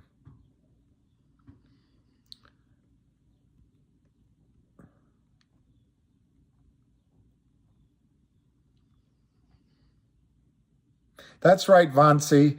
All strong hand, weak hand, left educated hand. That's, I like that. The weak hands are probably gone. And there's a lot of strong hands, and we're all educated hands. I think that's good. Beastie, AMC was a great play until the crime was insane. Lou said he might come back into GTII. Well, I think that would be a confirmation. Remember, Lou might have access to guys and girls, guys on trading desks who would rather come in at a higher price. They'll sacrifice low prices in return for time. In other words, they're willing to pay more to know they're in the middle of the stock going up. And I'd love to cruise around the Caribbean except during hurricane season. The Brazil show, I don't think GTII will go the way of MMTLP because I just don't see them pulling the U3 out of their pocket. Well, that's it. Go follow Dream Hustlers. I don't know that I would have sold at 70. I wouldn't have expected them to take away the buy button. I wasn't in it, but I'm not sure I would have if I were in the stock. It's easy on the outside to say, let's sell, but when you're in it, it's the hardest thing to sell. Surfer's Paradise. Pete Tong, I like that. You can't time the markets. I agree, Dave M. You're just lucky. 'Twasn't beauty killed the beast. Now, how does it go? 'Twas beauty killed the beast.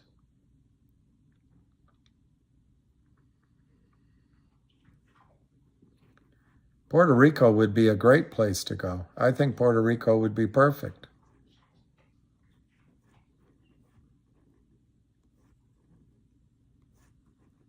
One bourbon, one scotch, and one beer. And a beer for my horse. I like the idea of Cameron Highlands. All right, let me go back down to the top. We'll start from the top.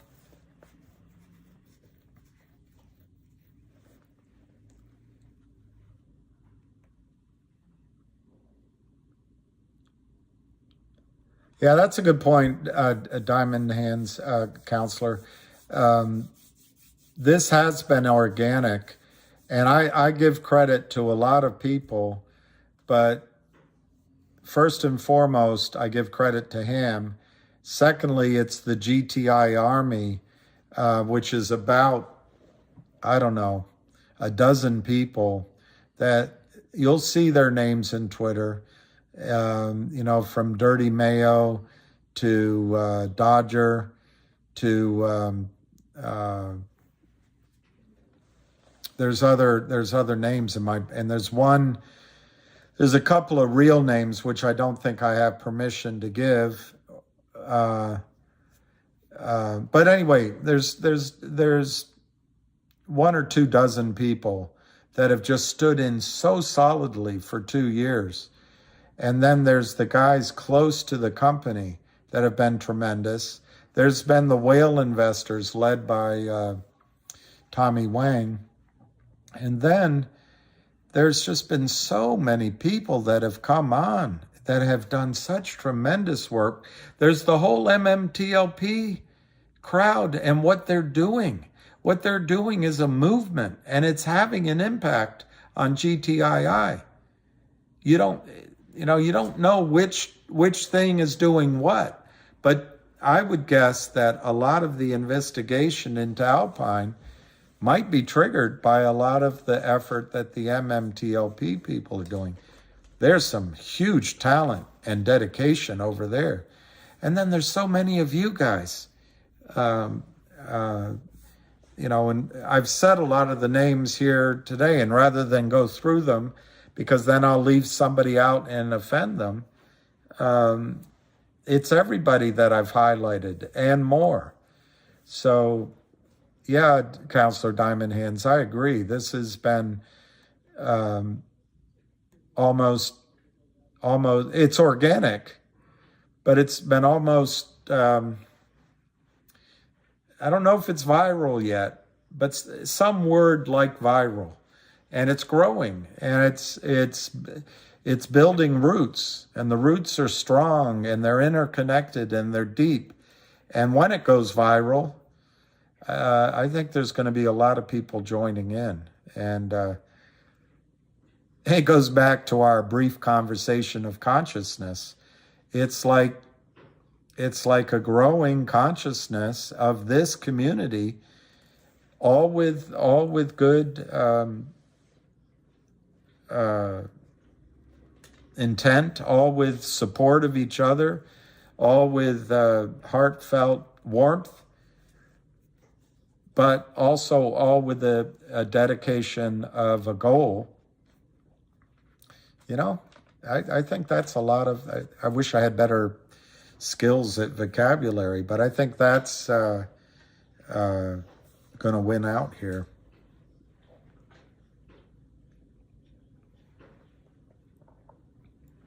Okay, so Alan from Alameda, GTI, West Virginia, I think 250 this week will be interesting. Alameda, GTI Post Squeeze will be an acquisition company with a blueprint for battling shorts. Yes, it's acquisition. It's almost an incubator, but you're right. Same. What range do you imagine the stock price, the share price will settle?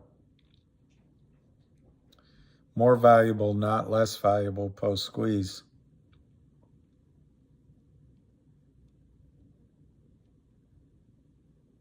I like that, Richard K. If that is something you've heard, I think that's great. Ace video tonight. I think he's going out on the town with his girlfriend instead of a video.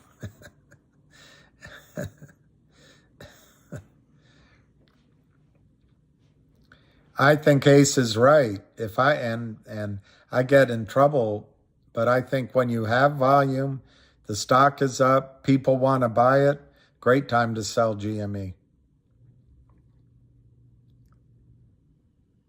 Jekyll Island, Big Vic, in Georgia would be great. It'd be like, yeah, I don't mind if Lou comes back in. As far as I'm concerned, he's more than welcome. And I think he should be accepted with open arms. Vancy, I think they can shake it down again? I really don't think so, Vancy. It's a stupid trade. And right now it's the trap shorts and Alpine doing it. But you just heard from Robert that Hurry is out with his young girlfriend and he's in a hurry to leave the scene of the crime. I don't know where they're going to be able to sell in volume again. So no, I don't think so. But who knows? George Thorogood. Yep.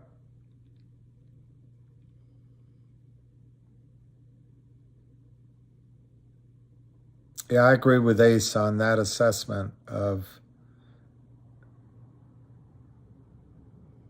wow, you're going to Puerto Rico. We'll just focus on making money rather than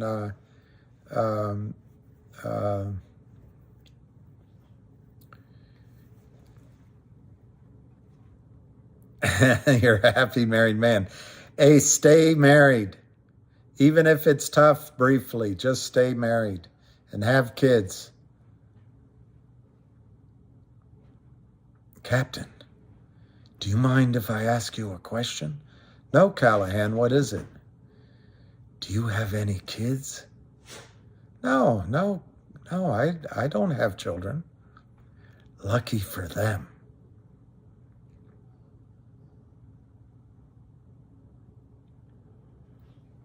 Yeah, the Brazil show, Ham is saying There's panic. Audio freak, don't think I know. I know what I think I know, but a lot of you have traded a lot better than, all right, Jenny, it would be interesting if someone could try and figure out.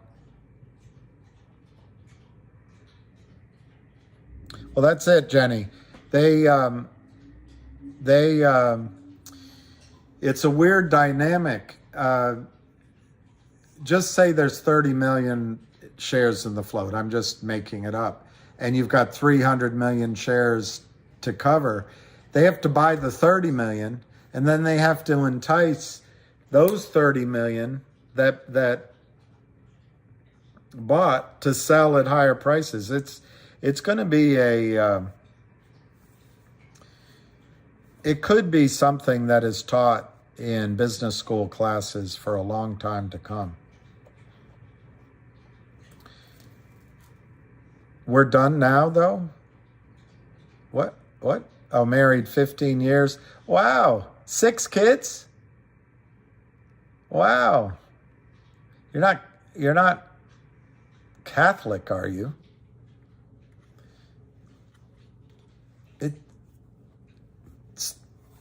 It's like you saw the one in Life. I think it's Life of Brian. No, it's not Life of Brian. It's anyway, one of the Monty Python movies. There's the uptight British couple sitting together, having their spot of tea, and across the alley, they look into the Catholic family, and there's children falling out of every cabinet.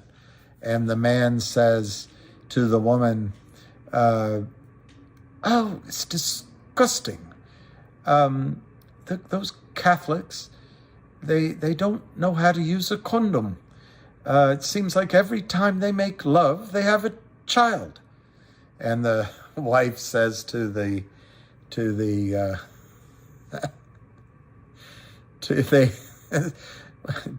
husband, well, we had one child. And basically, we made love once and we have one child. What's the difference? And then she says something like, well, we've never used a condom. Well, that's the point exactly. We have a choice. I wish I had 6 kids, Ace. I wish I had 6 kids.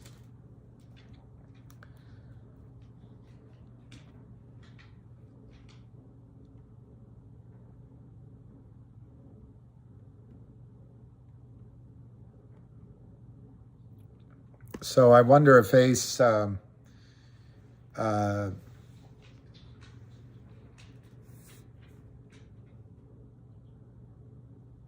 as our bishop would say, my mother was not a good. She was not a good. She was not a good. How many shares does GTII have in total, and what's the short interest? Short interest, the answer is we don't know any of those numbers. But GTII has a lot of shares out if you look at Yahoo. But a lot of those shares, for example, if they buy, which I believe will happen in the next within the next 2 weeks, 10 days, 2 weeks, if they actually come to fruition on the acquisition of 1-800 law firm, the original proposal, the last news announcement says it's still in discussion, but the original proposal was 100 million shares. Well, that creates new shares, but they're restricted and they're not going to be traded. The whole game plan of GTII is you bring a company in. It's like a motel. It's like an incubator. You bring a company in, you get their reporting done, their goals set, and then you float it as a public company. That's the goal. So any shares that are issued to acquire the company are put back with GTI as the company launches. You know, maybe 5% or 10% are left back. So that number exaggerates how many shares are out there because they're not in the float. What I think was in the float 2 years ago was around 25 to 30 million. Why? When they issued the warrants as a special dividend, 10 to 1, it was my understanding it was around 3.2, 3.7 million warrants. So I think that gives a pretty good indication at that time what the size of the float was. I don't think it's gone up that much, but if you want to add to the float, perhaps the 10 million shares that were given to acquire Beyond Blockchain, or to acquire I can't think of it, Salon Learning.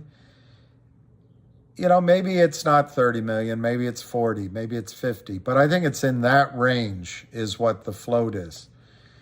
The naked short position, or to use a different word, the failed to delivers, or to use a different word, the counterfeit shares, could be 325 million. It could be much higher. There was a Wall Street, old hand on Wall Street, that did a study of the outstanding failed to delivers, and I got this secondhand, but I trust my source, sometime before the beginning of last year, that showed 450 million failed to delivers out there. Now, he was going back to when the company was called Traytorn Treetop or something like that, Industries. That might be true. That might be true. We don't know. The only person that could actually find this kind of information out would be Gary Gensler. But he's impressed with other things. So I think the best way I think the situation lays out is you have approximately 10 to 1. You approximately have 10 counterfeit shares to 1 share in the float. But I don't know for sure. The counterfeit shares could be less. The float could be slightly higher. I just don't know for sure. But my operating thesis is for every real share in the float, they have to cover 10. I could be off by a factor of, I could be off by a large factor because a lot of it is using the data from FINRA. There are people out there that say that's flawed data. On the other hand, I don't have access to whether or not they created shares through derivatives. I'm using that loosely, offshore. So my answer to you is I think it's 10 to 1. Could I be way off? Yes. And maybe you want to chop my number in half and say it's 5 to 1. Maybe you want to chop my number by 2/3 and say it's 3 to 1. Maybe you want to chop my number by 90% and say it's one counter. There's 2 shares chasing every 1 share. One's real and one's counterfeit. I think any amount of counterfeit when Alpine goes down and they start buying in is going to make the stock really rock. But then you're going to have to follow the volumes. You're going to have to follow what's going on a little bit. And as soon as you see it roll over, there will be other shorts out there that as soon as it looks like it's run out of energy, will start selling it downward because they have market makers. They don't have to have real stock. So it's like a roller coaster. You'll go up, down, down, and then the highest one, when you come down off of it, the trade's over with. So there's some gamemanship going on, and I think money management would require you to try to take money off the table so that you don't have a losing trade. I have a feeling, Lou says the market will take a dive tomorrow. I don't know. I'm not following it, but I do think that it feels a little bit like Wile E. Coyote overrunning the cliff in terms of these bank bailouts. Is the Fed tomorrow? Maybe. If he doesn't raise rates, I think the market's going to go down. He may think it would go up, but I think it'll bring a lot of uncertainty. If he raises rates 50 basis points, the market might swallow that. I'm not sure that 25 basis points is going to be good enough. It's going to be an interesting thing. Yeah, I'd like. There's nothing new that I know on MMTLP. I would love to get out of this and then go make some other decisions. I quoted the meaning of life. We're going to go on the seas of we're going to float on the sea of accountancy, something like that.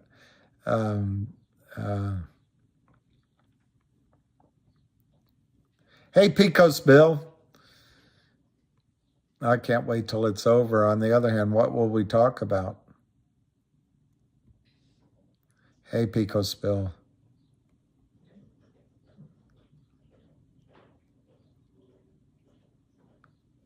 Hey, watch what you say about Irish Catholic ace.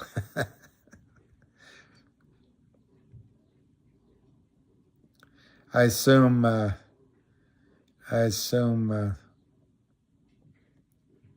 True Blue, thank you, Ace and William, for not giving me financial advice on GTII. I don't know why you're saying that, True Blue. I'm not trying to give specific advice, but of course I'm discussing what I think is going to happen. But thank you, True. You're warning us, I assume. So thank you for that. Okay, so I answered that question. And Tom M., how am I going to live when it runs? I don't know, Tom M. I think I might... Robert Kopecki, I had 3 kids until I figured out what caused it. Took 2 more to stop. Anything to share? Not really. Talk about life. You talk about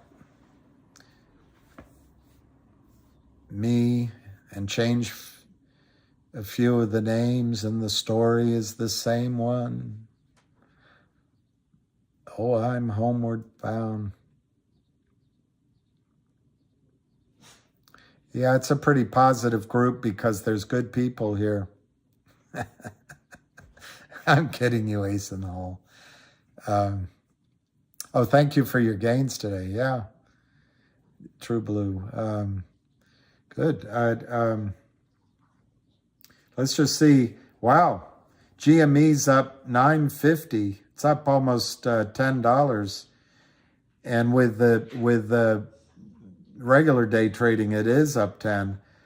I don't own it, and not for nothing, because you don't need my advice, but that looks pretty pounceable to get out of. But as soon as I say that, it'll probably go much higher. Oh my gosh, Tyler Short, I cannot read that out loud, and I won't. I will not read that out loud.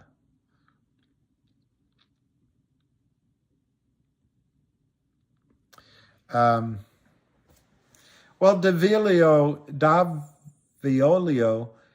Only you can decide, but the way I would look at it, GTII is, and you have an interesting question because you said 215. Hey, son, Kevin. You make an interesting question. So your point, this is how I'm reading it. You buy it at 215 after it's broken through that little gap, instead of right tomorrow at whatever, 206. And I'd be inclined to say, if you're in that mood, it's a good transaction. I think once it breaks out in this little range, and it may not be this time, but once it breaks out, it's going higher. Do you take some off at $2.75, $3? I don't know. But my feeling is, and I showed that channel, there's higher lows. So that, to me, creates the bottom of a channel, and there's higher highs. That creates the top. Of course, I'm doing it completely by eye. Guys like Avid and Arca and Ace, they do it very carefully. But I'm just, in general, you have a channel that's going up. And I don't know, there's some people that say it's better to break out of a declining wedge than those are all signals I use. But the reason I'm giving you the number I'm about to give you is if you extrapolate that channel, I think somewhere around $550, $455, $556 to me is the short-term trade that you're going to see in GTII if you get in as it breaks out from, say, 215, 220. I do think, and I can look it up, I do think Avid has a different number, and I'll give it to you if I can find it. Yeah, I think Avid, and maybe this is the strategy you use, Avid thinks if it goes through 225, 230, things are going to get really interesting. So in other words, if you buy now, I think it's going up. But technically, it's possible that it goes to 225, 230 and pulls back. 225, 230 pulls back. So maybe you want to wait till it breaks out of 225, 230. Use your own judgment. I'm telling you, I think it's going to be sooner, but I trust I think Avid's work is excellent. So maybe the certainty is to get in as it really tidal waves through 225 and 230. And just my description of how I came up with it is this little channel. But I think both sides of $5.50 is where you can, if you want just a short-term trade, that could be your target. My own gut instinct, looking at the charts from before, I think kind of around $7.50, $7.50, $8. That could be the thing that knocks over all the bowling pins, because there's more shorts now than there were last time when it went to 9. And then you look on the chart and you see some of the resistance. I don't know. I just have a feeling 750 could be where the breakout zone is. Credit Suisse is covering shorts on GME. Wow, Brazil show. You talk like Dr. Cherie M. That could be the case. Maybe Credit Suisse is covering. Yeah, I don't know. I hope that helped, Davilio. I have a dream, and I have a dream that someday. Well, Jenny, I think everybody's learning from everybody how to be supportive and help each other. I'm amazed by it, and it frankly gives me a lot of hope for the United States of America and people around the world. I mean, I was talking to somebody today, JFK, people might dismiss him as being a short-term president, and maybe Johnson accomplished everything JFK couldn't, all that. But you go back and you listen to his words and his speeches, and they're pretty powerful. And JFK, one phrase, I can always hear it in my ear, and he's talking about how we all live on the same planet, and we all want the best future for our children. But he said, we all breathe the same air. We all breathe the same air. Just think about that. We all breathe the same air. It just about sums it up. Ace loves the Dallas Cowboys. Well, Blue Horseshoe loves GTII.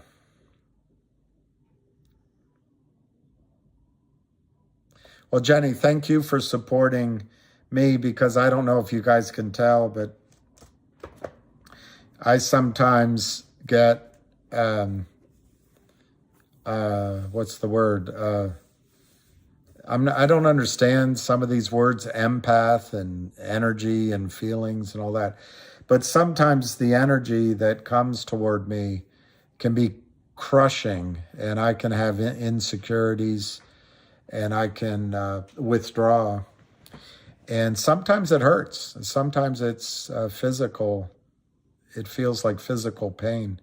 So I appreciate your support, Jenny.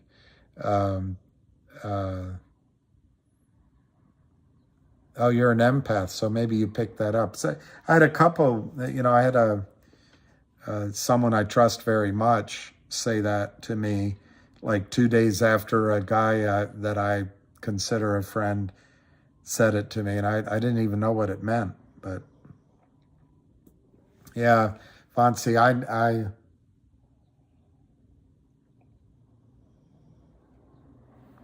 it's not only Jenny. I know I have to talk to everyone, Mario. I know. Relax, everyone.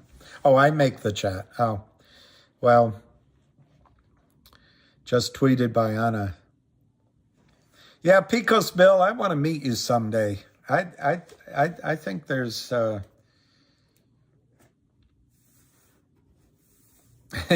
Picos Bill. I don't know if it was you, but I put on one of my responses on a tweet that the shorts are all hat, your cattle. But anyway, I think there's more to you than yeah, I don't know what empath means, but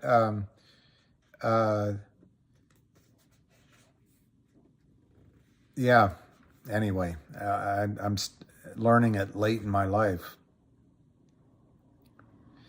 Vancy, Ham said every $1 million is $1, so 350. I'm not sure that's what Ham said. What I remember Ham saying is every $3 is $1 billion. Did I get that right? Jenny L would help me. If it's 300 million shares and it's around $3 up, yeah, every $3 is $1 billion. So if you go $30, it's 10 billion. Oh man, the numbers just add up so quickly.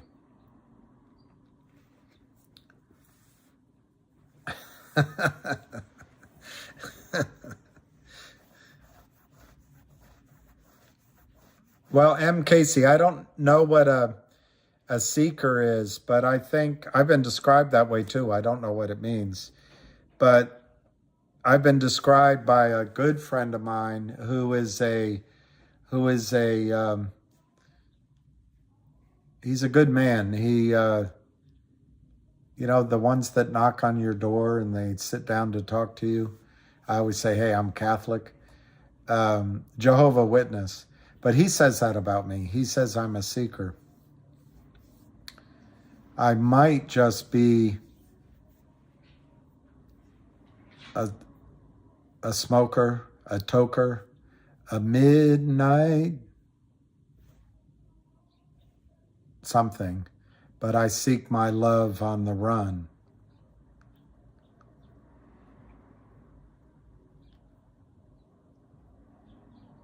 My bracket breakout, yeah, that's, you got it. I think it's going to, right now, I reserve the right to change it, but I thought, Von C, that it would break out at a higher number. I've lowered my number. So I think 750 has a good odds of being the breakout, and my high would probably be, my reasonable high would be $750. A midnight joker, and I get my love on the run. I still remember the girl.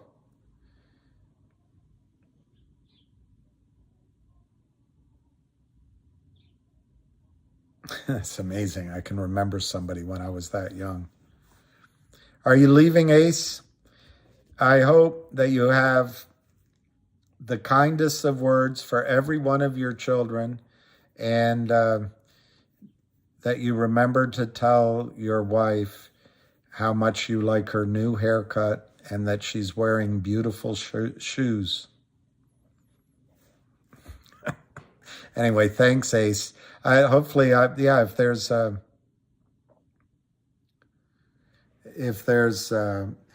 Avanci, here's my numbers I put up.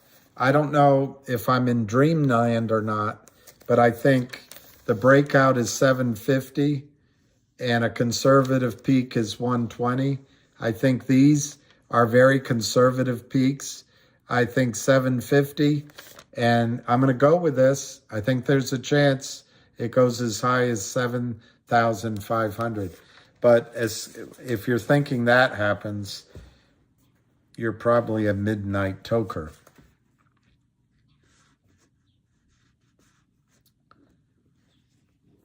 David Hensley, what would induce you to keep a copy of an obscure document? I wanted to be a nurse. Who were these men? That's from The Verdict. But there will be an obscure penny stock. Are the Cowboys playing tonight? Is it the Super Bowl? I have no idea. What's my percentage? I think the odds of it hitting 120 are you can ring my bell, ring my bell, ring it. I think it's going to happen. The odds of 150, 187, 225, I don't know, 85 to 95%. To go to 750, I'll go with an obvious number. I'll say 75%. And to go over 1,000, I would say 60 to 75%. To go over 2,000, 2,500, 3,000, I don't know, 40 to 50%. To go to 7,500, I'd probably just give it 10%. It has already fled the coop. So I don't believe Alpine will start covering. I think the regulators or whoever takes over the situation will cover. And my answer is, I think within 2 weeks.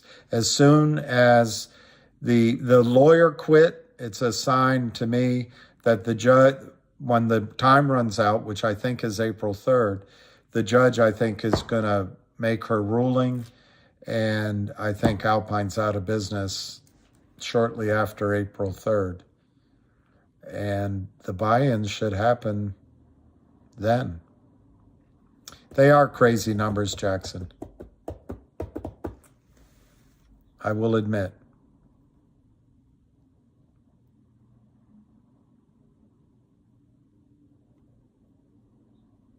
Jenny doesn't offend people intentionally. She doesn't. She's... when do I think it'll run? I think... I want to find why this... I don't know. Why is everybody talking about the Cowboys? Cowboy is easy to love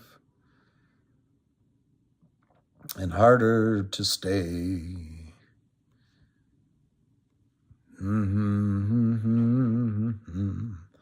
Da, da, da, da. Mamas, don't let your babies grow up to be cowboys. Let them be doctors and lawyers and such. Yeah, that's right. I think that's what I am, Jenny. Thank you.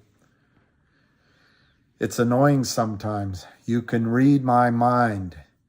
You can read my mind. Oh, Heidi, I think you're thinking,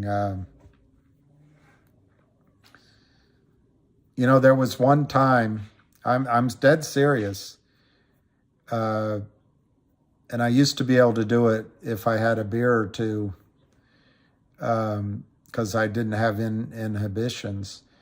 But I used to be able to guess someone's middle name within 3 guesses. And pretty often I got it. And, or their star sign or something, And so there was this woman at the bottom line. I forget what she looks like. She was, if I was doing it, I was probably, for whatever reason, attracted to her, or she was a friend of a friend of mine. And I had just guessed somebody's middle name or someone else's. I mean, it happened at Clyde's. A friend of mine brought his girlfriend in, and he said, Bill can guess your sign. Just watch. And I'm mad at myself because I instantly thought Taurus. And I didn't say it as my first guess. I overthought it. Turns out she was a Taurus, and she allowed as that I wasn't lying, so she was impressed. But my point is I had a reputation for this. So years ago, this woman, girl, what's polite always changes. She said, well, guess my name, guess my middle name. And I said, well, I'll get it within 3. And, I probably said Ann for the first one and Lee for the second one. And then it was, well, you're not going to get it. It's 3. I said, take a minute. Just let me have a minute. And I looked at her. I thought about it. And I probably took a swig of my Budweiser. And I looked at her. And I said, Venus. And she looked at me shocked. I mean, where the hell did I come up with Venus? And she said, that's right. My middle name is Venus. So, I'm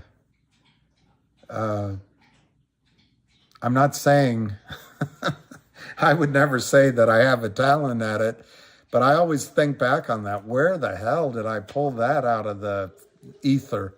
I pulled it out of the ether somehow. I'm a carny.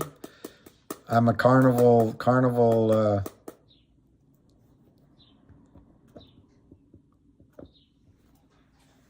So Heidi ho, Heidi ho, Heidi hey. If we were sitting with each other, I would try to guess your middle name, but we're not, so I can't guess it. I didn't see her license. I didn't see her license. Oh, now you want me to do it. I don't know enough, Heidi. And I don't know if Moga... Oh, I sang it the other day. Amanda, you light up my life. You should be a gentleman's wife. I look in the mirror in total surprise at the hair on my shoulders and the age in my eyes. All right, so it wasn't Amanda.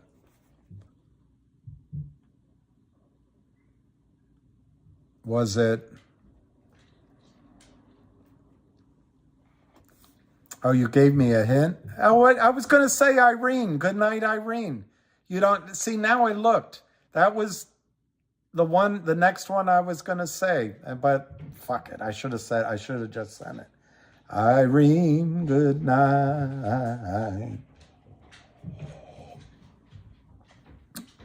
Irene, good night. Good night, Irene. I can't prove it. I should have just kept looking that way. The next one I was going to say is Good Night, Irene. But it wasn't really guessing it the way I normally do. I was just going through songs I might have sung. And the first one that came to mind was Amanda. The second one was Good Night, Irene. And then the third one was Sweet Caroline, but I don't think I sang that one. And I don't know if I sang any others. I'm mental. Oh, my ding-a-ling. My ding-a-ling. She must have played on my ding-a-ling. I'm going to move on. Heidi, that's right, move on. I need that kind of discipline in my life. I can barely see Heidi's pic, but she is blonde and she's got a beautiful smile. You're right. So move on now. So Heidi is probably she's probably a Leo. Danke Shane. Danke Shane. Danke. Good night. Carniac. I think I should be a carny. I'll guess people's weight.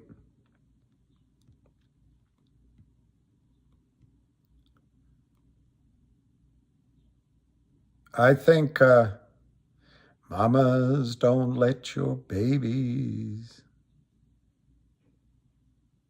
Isn't that something? A molecule of Julius Caesar's last breath. You know, I was driving around with the woman that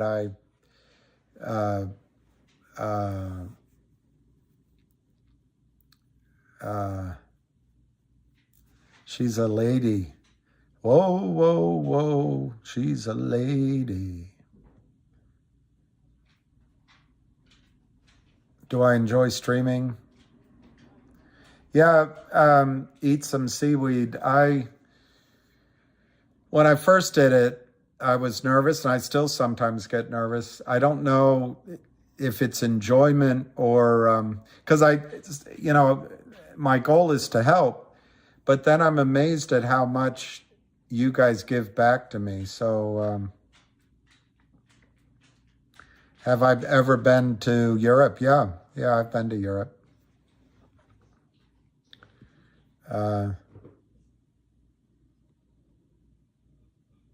Guess my first, middle, and last name. So it's not True Blue?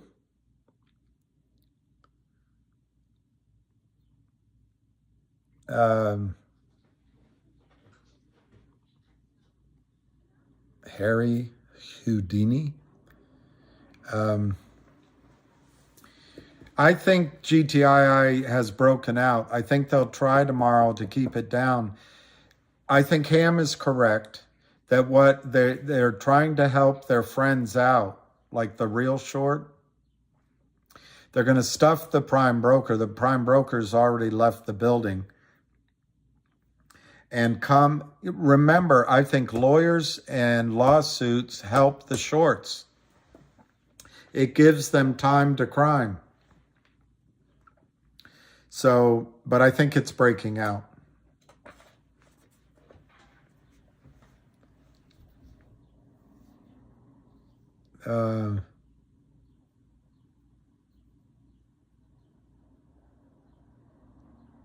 You enjoy help and serenades. Well, I will say eat some seaweed. Over the last many years, I have thought, and I've discussed it, and there's another point I just remembered I wanted to make to somebody else about Julius Caesar's last breath. But I have thought about how to make, and paying somebody to make a studio, and maybe even make the studio where people could record music or thoughts, but a place where it could be a show. And then I realized this is what this is. So it is a little training. I could have interviews to learn, because if the world gets difficult, I think a community, particularly late at night, crossing borders and crossing religions and crossing all of the things that separate us, where we could all join in and talk, would be just enormously comforting if there's hard times ahead. And the reason I started thinking about it, I studied climate change, I studied peak oil for years, and I used to have shelves behind me with books I could point to, but I was early on it. I studied gold, I studied a lot of things, and there's other things I tried to study. And now I'm interested in, particularly in clean water, filtering water, air. You know, I think filters are going to be a big part of our life going forward. But anyway, so eat some seaweed. There's part of me learning in this process for that kind of eventuality. The other thing I'm just going to admit is, for years, I tried to build something which could lead to maybe having a company or a financial fund, or maybe a brokerage firm, something like that. And I think this would help with that. And then the final thing I would say to you, eat some seaweed, is that I miss being a wealth advisor. I miss my phone ringing. I miss all the friends I had in the office.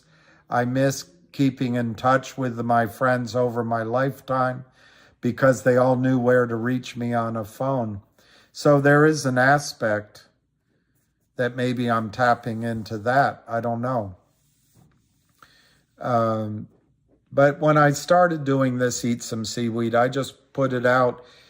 And every now and then, I used to do it every time I try to say a prayer.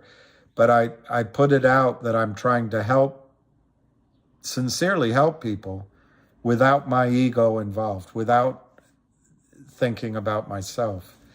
And for as long as he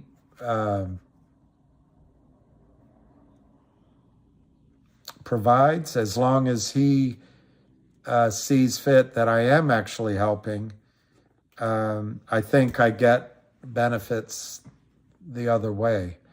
But I have no idea what I'm doing. I'm not I'm not trained in this. I barely type, so I don't know what I'm doing. And before I read more of these questions, I want to go back to Julius Caesar. I was driving in Cincinnati with a person who I love, and it was many years ago. And I was we went shopping with her young daughter, who her daughter's grown up, but I love her because I met her when she was, I love her in that way, not in the love, not, English only has one word for love, but I bonded with her when she was just a little baby.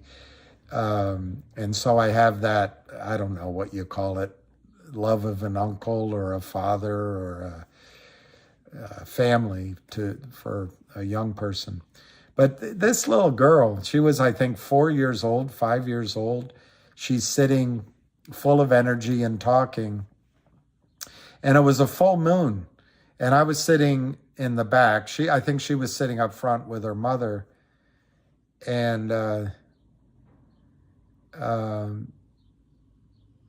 actually, as I'm telling the story, it might have been her mother that said it. But I was just floored by it.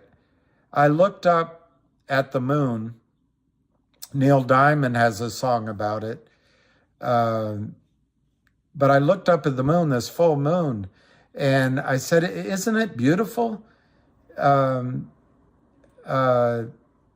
It makes you think about how that's the same moon that Julius Caesar looked at, or that's the same moon that George Washington looked at. It's just incredible. And she said, I think it was the mother that actually said it, that it stuck in my head. She said, it really makes you feel small. And her point was, it humbles you. It humbles you when you realize that these people of all the years and eons looked, and the Neil Diamond line is, you look up in wonder at the same moon. We look up in wonder at the same moon. He was talking, his song was about Genghis Khan. It's one of those songs you can never remember, but it's a good song. Anyway, my point is that it makes you feel humble when you realize that the air we're breathing was in Julius Caesar's lungs. Anyway, all right, I'll go on.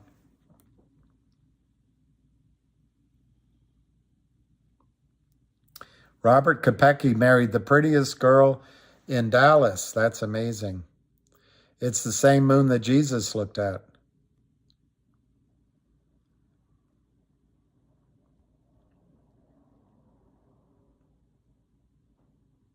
Barbara L., that's very kind. You brought a great and caring bunch of people together. You are a good man. Well, I think it's I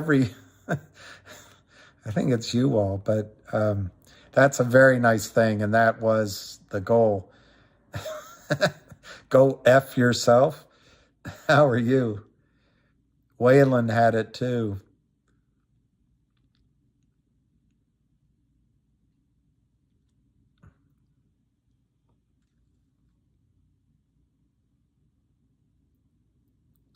I know, I've reacted to trolls, and I didn't mean to, but been a Cowboys. Well, Mario, yeah, I saw that, True Brute. Mario, I'll tell you a story about that.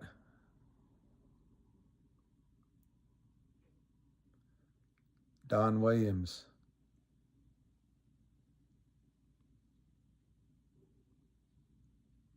Oh, Don Williams sang Amanda. Waylon sang it.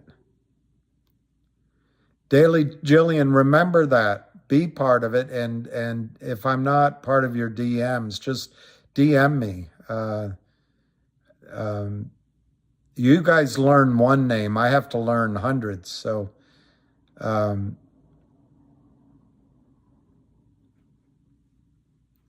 you can never replace the first act of kindness. Wow, Mario, that's...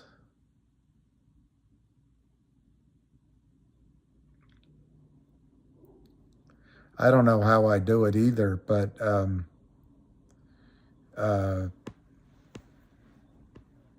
in the middle of the night, I have to get up sometimes. Mario, that's very nice. But I'll tell you, Dallas, you married because of the cheerleaders. I'll tell you a story my dad told me. He taught naval history and economics at the Naval Academy. He was in the Navy, and he went up the chain. And anyway, he taught at the Naval Academy, and he happened to be teaching there when Roger Staubach went, and their football team was doing extremely well, and so they all came in a little worse for wear and tear to Dad's lecture, as I remember the story one time, and Dad, who's a good man, but he dressed him down. He said, "You know what? You are playing football, and you're here as midshipmen, but you're playing football, and you're having some glory there. But you better get down to your studies, because football's not going to lead anywhere in terms of your career. That's something you're having fun with now, but focus on your studies." Well, the next, 2 weeks later, Roger Staubach got the Heisman Award, the Heisman Award. Joe Theismann changed his name to Theismann to rhyme with Heisman. Anyway, so Roger Staubach earned the Heisman Award, and he was on the front page of, I guess, Sports Illustrated or Newsweek. He was on the front page of these magazines. So Dad came into his class, and everyone got to class early, and he's looking up at all the seats, and everyone in their seat held up the magazine with Roger Staubach's face on it when Dad walked in. So that's the story I had to tell about the Cowboys.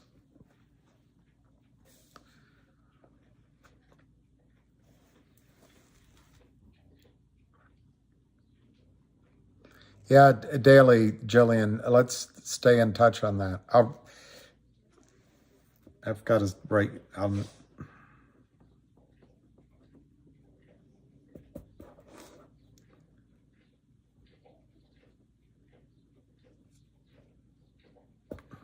hope I remember. All right, so, DYLYT reminds me of PYT. Well, Skydog, the problem with all these good companies is the shorts destroy them. They just destroy them. Yeah, he used to tell that story. I only heard it once or twice, but it's a pretty cool story. They put him in his place. But you know what? He had a point too. So,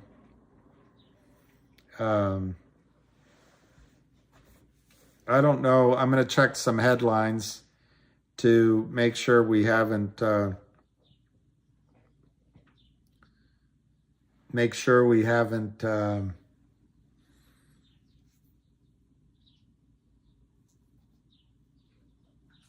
I'm trying to remember what her daughter said. Her daughter said something in the car that stuck with me for a long time. Obviously, I've forgotten it. But it's just amazing. All right. Let's see if there's any news headlines. I'll go 15 more minutes. 700 New York police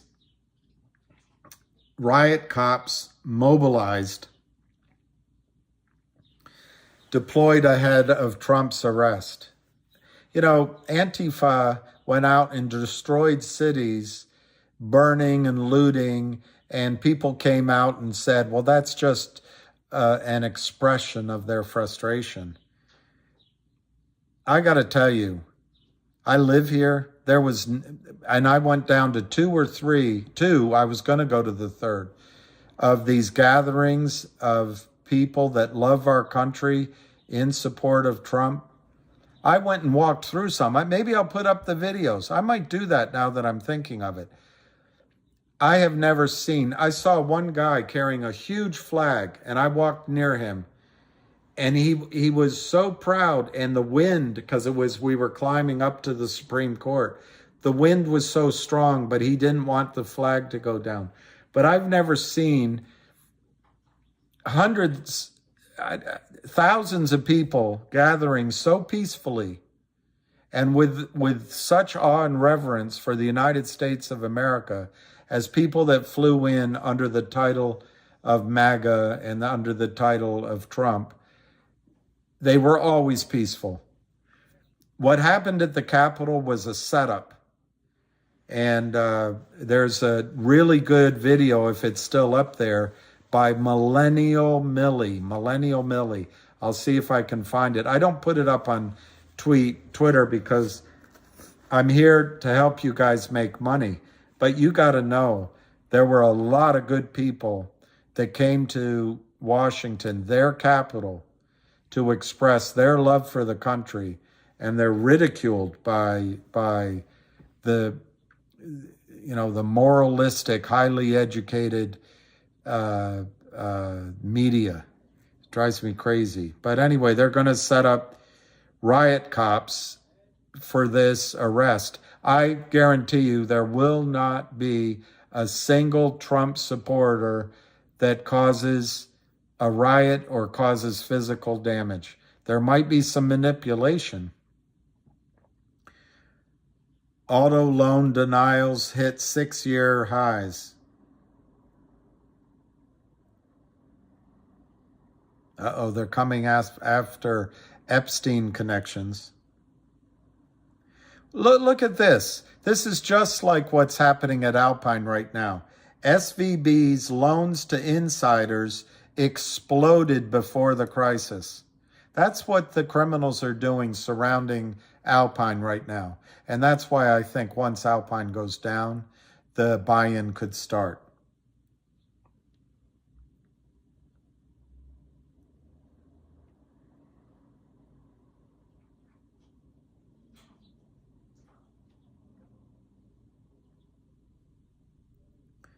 Wow. The U.S. business model is collapsing. Well, if you focus on woke and not on profits. There's some scary stuff here. I'm not going to read it. Let's go to the Daily Hate.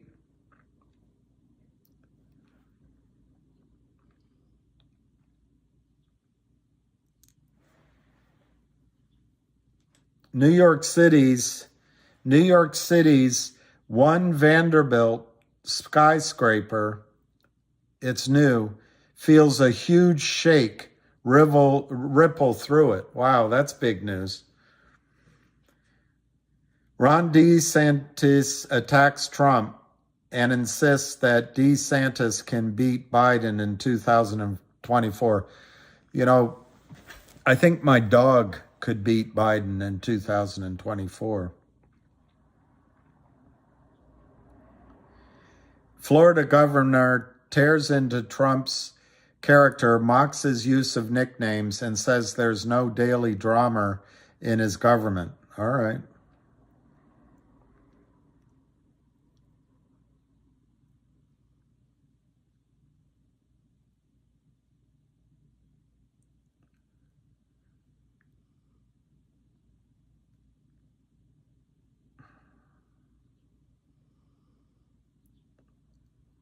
All right, I'm not seeing any useful news.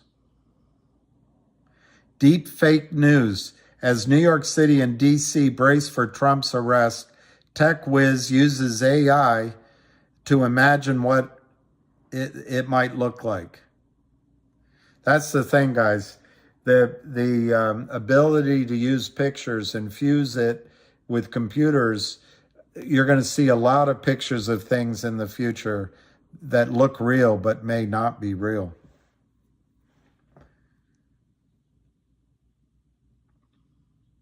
All right, so let me look one other place.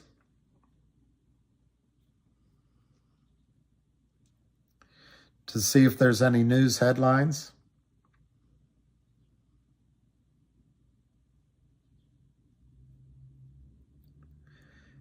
Trump to be indicted Wednesday. Will be asked to surrender for arraignment next week.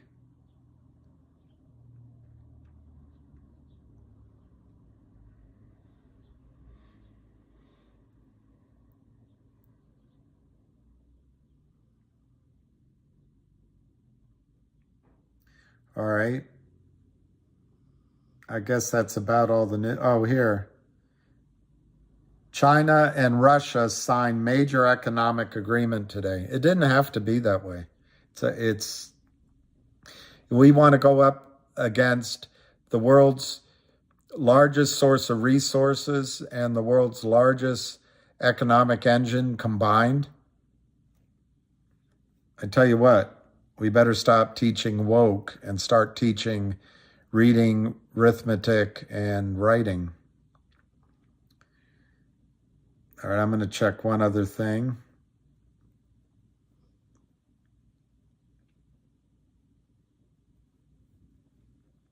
My news story. So on CNN, I'm just reading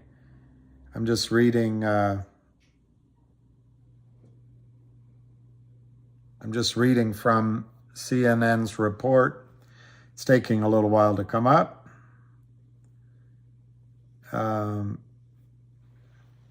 So maybe I won't be able to do that. Maybe I won't. Darn it. Let me try again. They want me to download their app. There's no way I'm going to download CNN. No way. No way.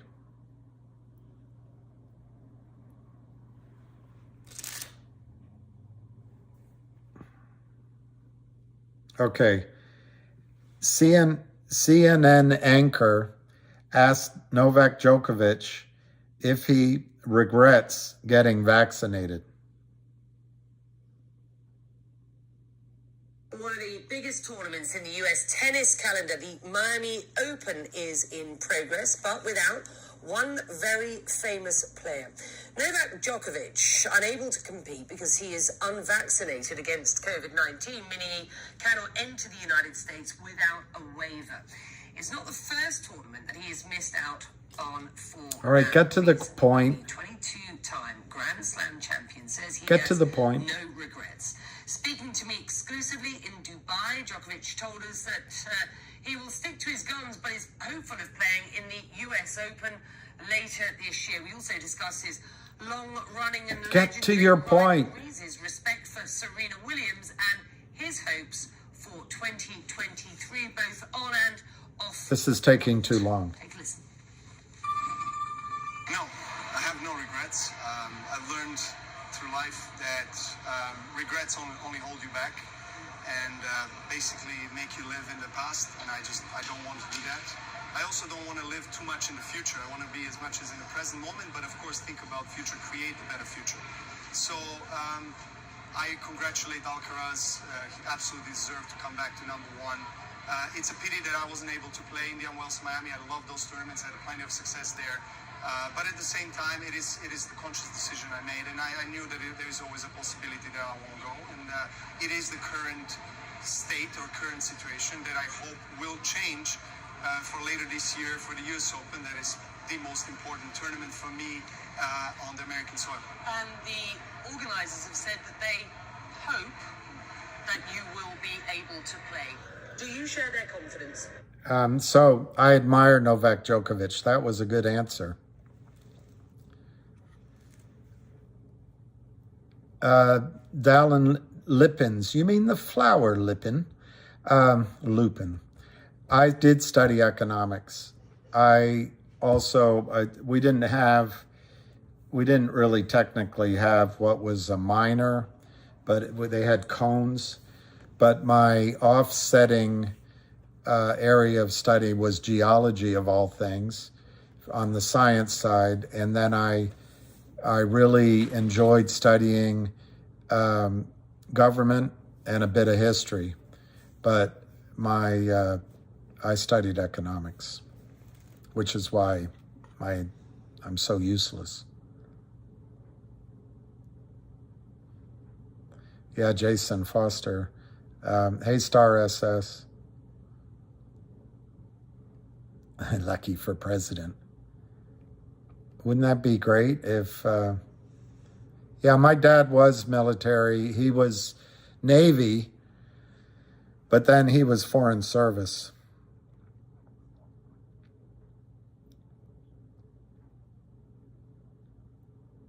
Well, Alan from Alameda, when I got out of school,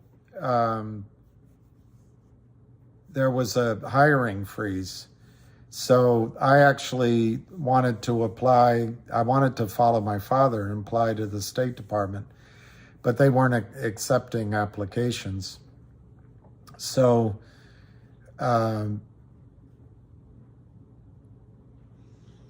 with my college, one of my college roommates and one of his friends, and then his brother, I actually was working at restaurants as well, at Clyde's. You may not know it, but he asked me to join him when he needed extra hand, and I had done some work in high school in what you could call construction. So I said, sure. And anyway, that's why I painted houses. We made cash and we worked hard. And, I regret it in some ways because it's menial work, but I learned a lot. And I did it with my friends. But how I got into the finance business was, obviously I didn't want to, I was just doing that to pay the bills, pay the rent, whatever. But the way I got into the business is I went to work, and I'm trying to remember how. I guess it was I may have called a career person, and she got me an interview. But I started with an over-the-counter firm, and I really took it seriously. There were a lot of young people and older people, and it was a penthouse office at the top of what I think is called the Dodge Building in Georgetown, and it was pretty impressive. And I spent a lot of time there. I studied the prospectuses. I studied for the Series 7 exam, and I spent a lot of time with, I think his name might have been Del Unser, the manager, and his wife, and with a lot of the producers. I still remember several of the people. I actually got my one of my largest accounts at Merrill Lynch because of one of the brokers I met there. But anyway, as it got closer and closer to going into production, I started getting, and I went out and prospected and made phone calls, but I actually never dropped a ticket at the firm because I started listening to the chatter over. It was a national firm, but it basically had a Denver office, DC, I think Florida, maybe New York. I don't remember. It had a few offices. But I started listening to the sales calls and the national calls over the squawk boxes. And what became clear to me is after you got somebody to invest in one of the companies, There was one I remember had a smart plug, which would go through pipelines, oil pipelines, and it could locate leaks and problems. I remember that one. There was a consulting firm, which I actually invested in later on. That was a really good firm in DC, but it's where I learned that when you may have good earnings, but if you don't have growth in those earnings, you're assigned a certain multiple that doesn't expand. And right now I'm forgetting the name, but I bet tonight I'll remember the name of that company. But anyway, there were very interesting companies. Some were successful, traded really well. It was fascinating. But what I heard with a couple of the stocks that didn't work out is that brokers wanted to get their clients out, and they would call in for a bid on the stock. And I heard that talking back, and then the manager would say, well, if you want to sell this stock, you have to find a buyer for the stock. I can't remember. It's so long ago, I can't remember any specific examples. So I immediately, I didn't say anything. I was young. I was respectful. I was trying to get my feet into Wall Street. I immediately stopped trying to raise any money. I stopped prospecting. I would come in early, stay late, go to the lunches, go to the meetings. But I immediately started looking elsewhere. And parenthetically, by the time I left, we went from penthouse down to the ground level office. It was still a nice office, but it wasn't penthouse. But what I did then is, and I talked about this on Drew's call he had for me, I didn't know what to do. And I was betwixt and between. But one, I remember taking what color is your parachute and doing that one. I put a door over two sawhorses in my bedroom, and I remember just shutting out the world for 3 days and doing all those tests. My mother came in at the end and she said, honey, it looks like you should have been a priest. I said, well, that's helpful. So it didn't leave me, doing those tests didn't leave me any better off. I didn't have a clue. So when everyone was out of the house one Monday, I went down to the kitchen drawer. I pulled out the phone book for DC and Virginia, Maryland. And I went to the stock brokerage page, and I think I carefully cut out, or I may have left it intact. Right now, I can't remember. But I sat down as a young, relatively young person. I sat down and called every single brokerage office in the Washington, D.C. area, starting at the top all the way through. And when I called in, I always asked to speak to the office manager, and sometimes I got the sales manager. If I was given someone else, I'd say, no, I want to speak to the manager. I'm interested. And when I got a manager online, I would say, look, I'm interested in training, and I'm interested in being hired as, they're now called wealth advisors, but as being hired as a stockbroker. But I want the training. And I got many interviews, and I was nervous doing it, but I did it.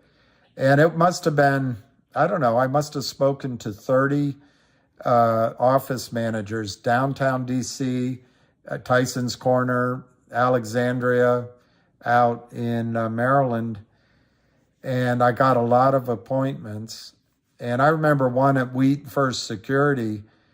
Everyone, they're all wired differently, but I remember one of my interviews with the guy at Wheat First.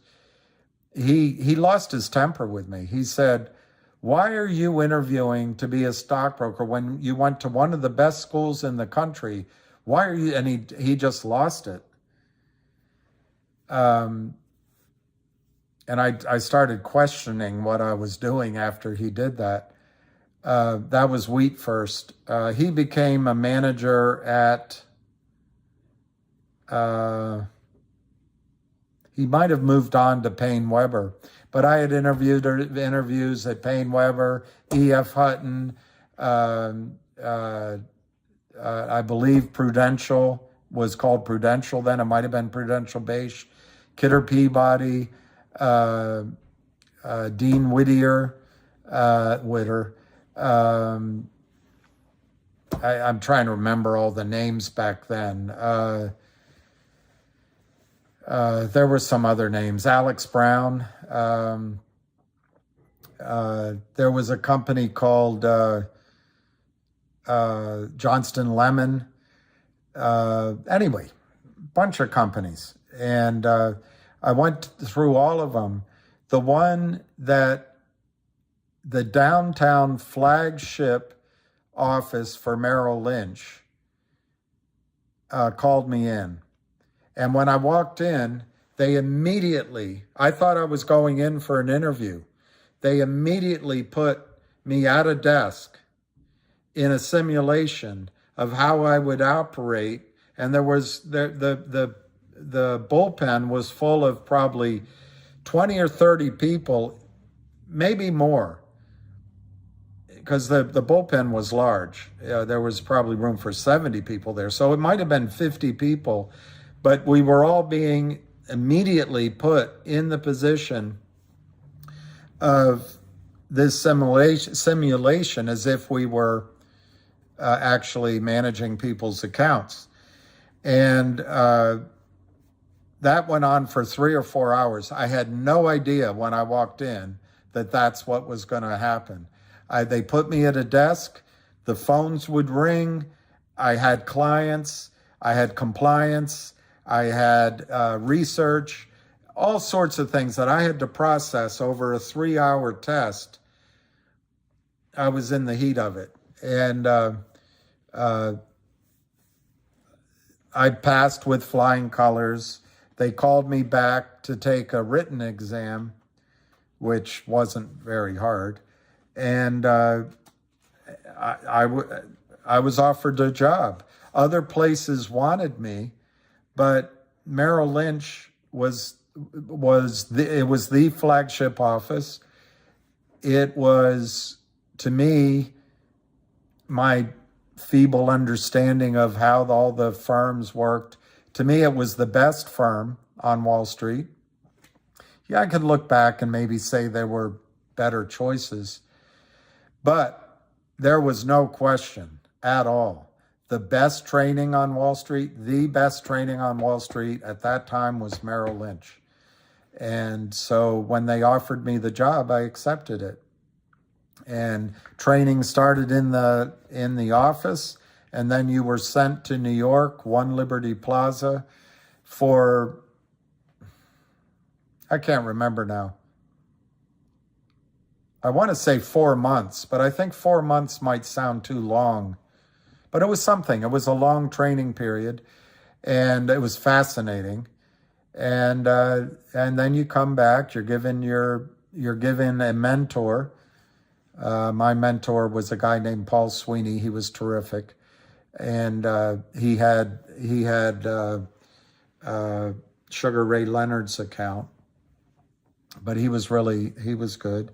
And there was, I don't know, our office was 150, 170 people, and it was intense. It was some of the best training I ever got. Some of the best people I ever met in my life. It was a lot of hard work, but that's how I got into Wall Street, was Merrill Lynch, Pierce, Fenner, Smith. and that's how it started. So I answered your question. Yeah, I'm still going U.S. Tahoe. Robert Kepke.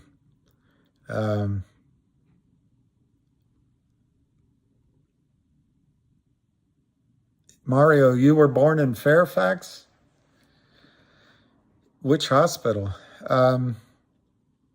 I was born a poor black child. I was not born in Virginia, and I'm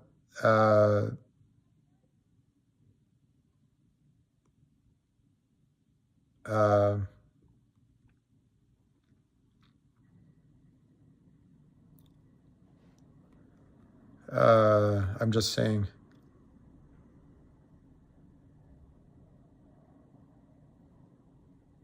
Oh, really? Dallin Lippens? Wow. He was a bit of he was sitting with his buddy, and they were both a little bit either high or drunk. So I don't know what was going on, but I did want to be respectful to him, and he was nice back once I acknowledged, what's the word? I looked him in the eye and I listened, so he was respectful back.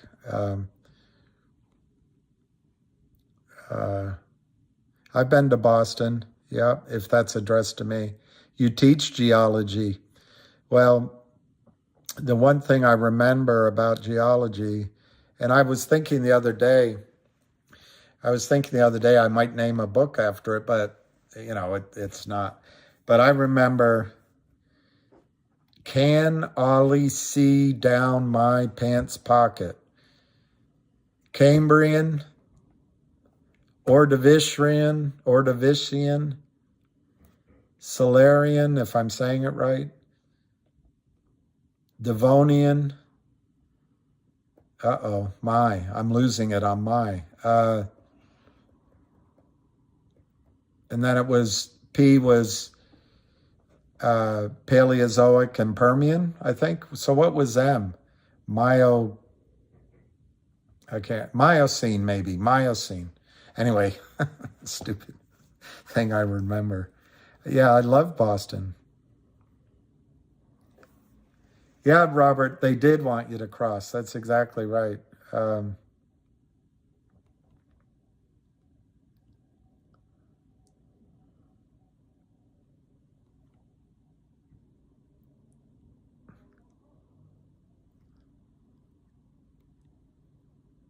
Well, so I lived in Fairfax. I lived in McLean, but I was born in upstate New York.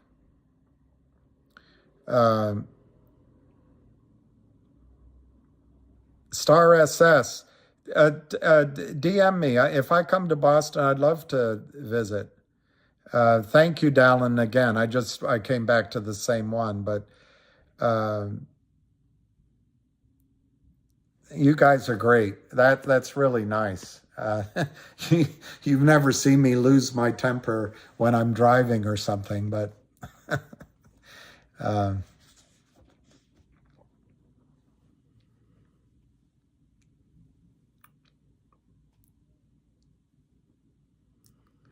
no, I left, just to fast forward, I left being that aspect of my career about, I don't know, almost 20 years later. It wasn't 20, but I went to London and started a small, it was so small Rhode Island could kick its butt in a war.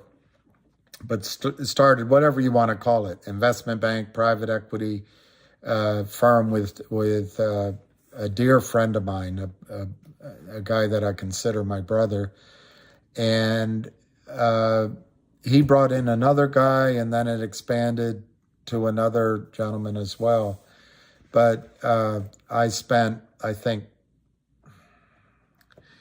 5 years, maybe 6 years in London, and we had a investment vehicle. I wanted to make it bigger than it was, but my friend didn't want to be a suit.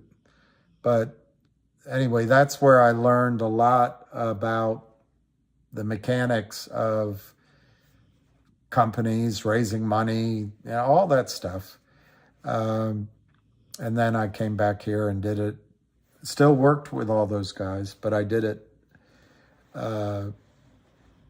with a more intense focus on oil and gas. Yeah. Anyway, it's a boring story. I also did. I had a vision of real estate inside of the district.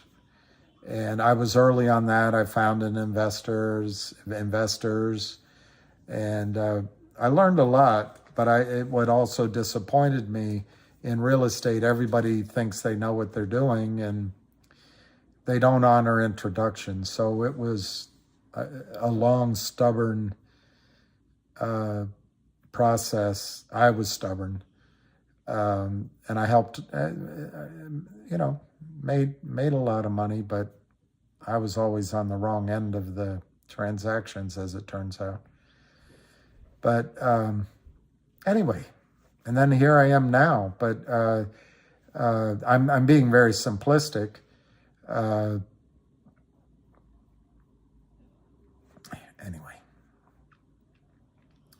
All right, Dallin Lippins, good night. Have a movie. I hope you watch a good one. All right, Justice. I mean, I'm I'm bored with it, so I'm tapping out at the end. But and I don't think about it. So I left Merrill before it was bought out by Bank of America. I still have friends there, and as one of my bosses used to say to me, he now passed on, and may he rest in peace. He was a tremendous guy. But he used to say there's no better place to have started in the business than Merrill Lynch.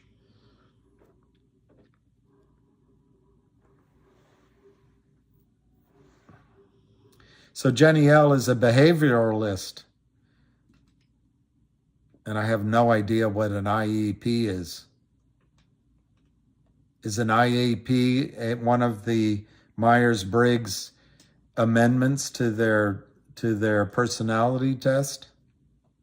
I don't know what an IEP is. Yeah, GME's 26. It's up 50%.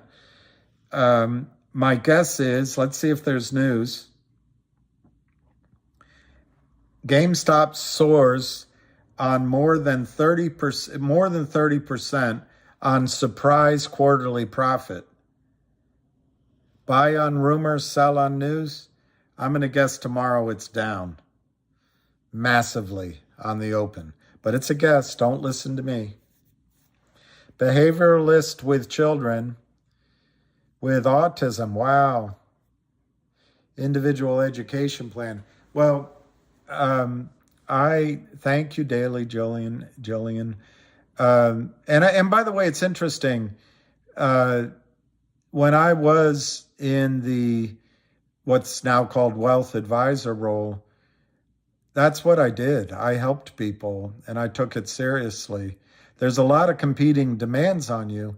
They want you to sell the company product. They might have in a specific project. They want you to hit the leaderboard, and they're going to give you a bonus.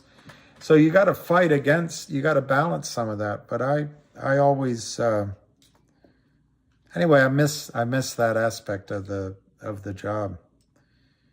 And I miss it, basically. I miss it, to be upfront about it. Good night, Barbara L. So Jenny, I met a few years ago, and I'm trying to remember her name right now, because when time goes by, you forget. But I remember her, and as soon as I see her name, it'll all come flooding back. But she runs an autism organization here in DC, and one of my potential investors and I went out to meet her and help her, and I went through the whole facility, and her daughter had autism. The thing I remember most about it is how prevalent autism now is in the United States. And she didn't get focused on the causes very much because she didn't want to think about it. But she would allow as to how it might be environmental. There might be some of the poisons in our environment and in our food. But I always admired her.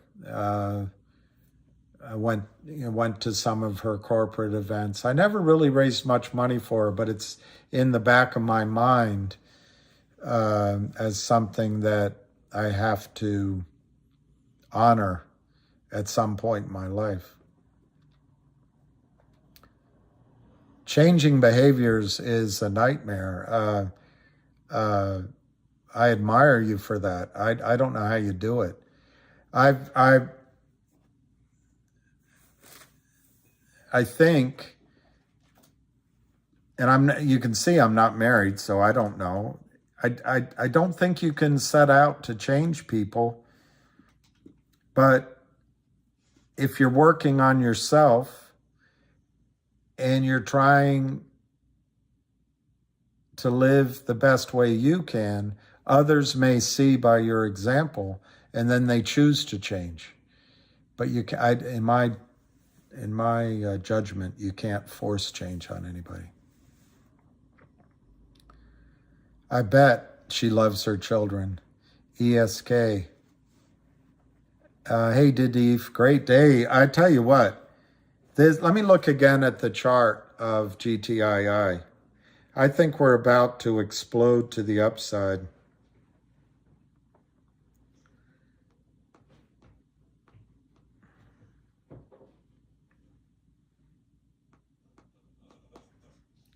But we'll see. You know, it's like, wow.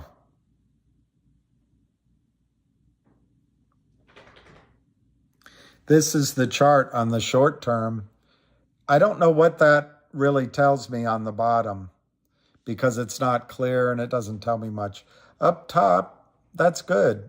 The relative strength index, it looks good. But down here, I think we're definitely above the 173 line. How's that for analysis? But I think we are finally above it. You can see as you go back to February, 1, 2, 3, 4, 5, 6, 7, 8, 9, 10, 11, 12, 13, 14, 15, 16 times that we've touched that line in either direction. But I think we're clearly above it now. At 206, does that red bar pose a problem? I don't think so. I think if I can point, I don't know if I can, if I can point what matters, I think it's right here. Right here. That's the gap. And we went through it once, quickly. It came down and did a lot of red there. So we've been through it. I think you can argue that today we're testing it again. And certainly during the day we may have tested, we went a little higher. But I caution, if I'm right, we may go up tomorrow, we may pull back and then test it again and just break right through. However, that is not how I'm interpreting it. I'm interpreting this as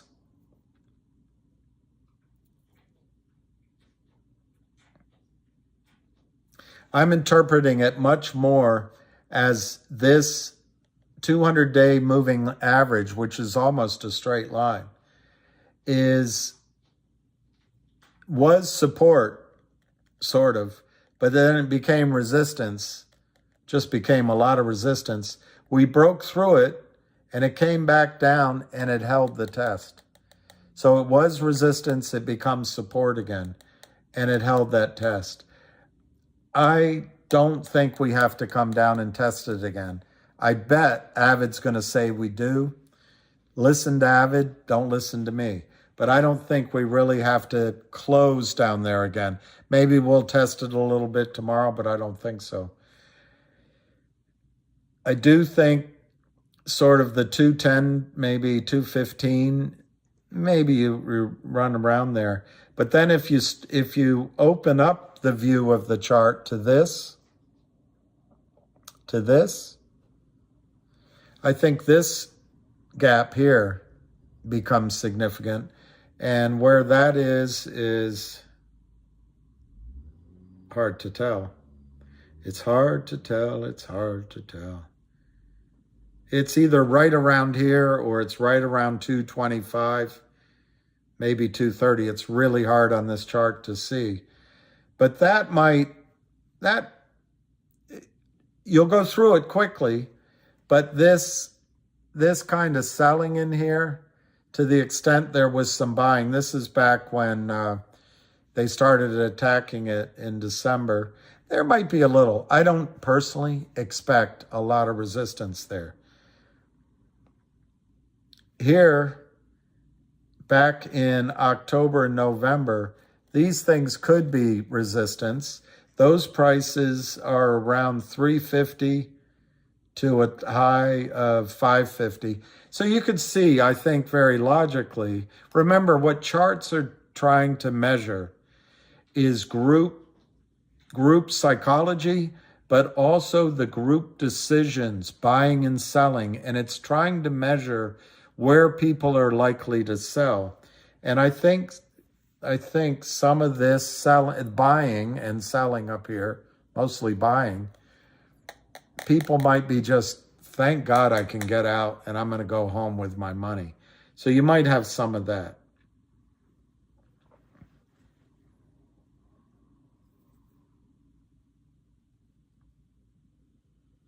So I guess I would say 350 could be the place we zoom to if we get through this tomorrow. Now, some people are going to tell you, you've got to get through that high and all that. But if you remember, I drew these channels. I don't know. There's so many ways you can read it. But to me, the next place it's going to puncture up to is 350 if it breaks loose. And I don't personally expect, even though it looks like a lot of resistance, I don't expect a lot. Why? Look at all this damage on the way down. I think weekends got they just dumped. They just got out. And so everybody left is strong hands. I don't think there's going to be a lot of selling there.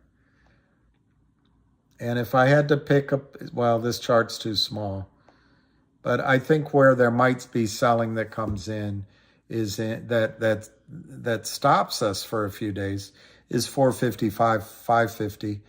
But I don't expect it to be very long, because at that time I think people might start buying. And then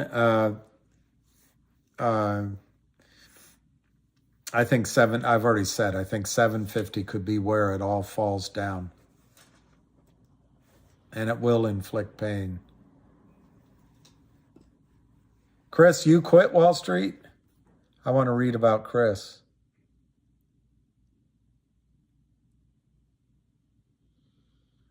Wow, Robert.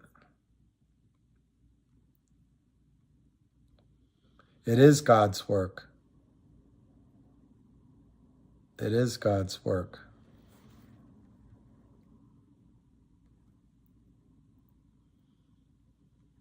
I want to see what you guys are talking about. I feel left out. I feel left out. Wow. Wow. You've got to admire. You guys are so impressive. I thought it was all about me.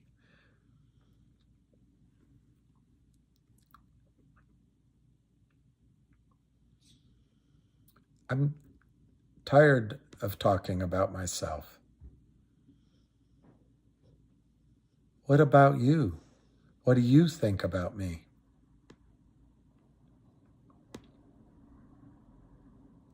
What I mean, stop censorship. What I mean by it all files down. You were at Merrill, Chris? Amazing, amazing. Such a small world. What I mean by where it all falls down is for the shorts, not you.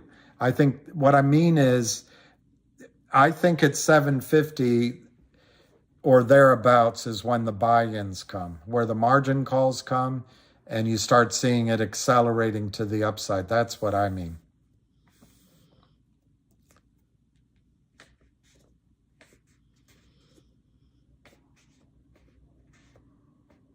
Wow, Irish Television did a report. Man, you guys are amazing.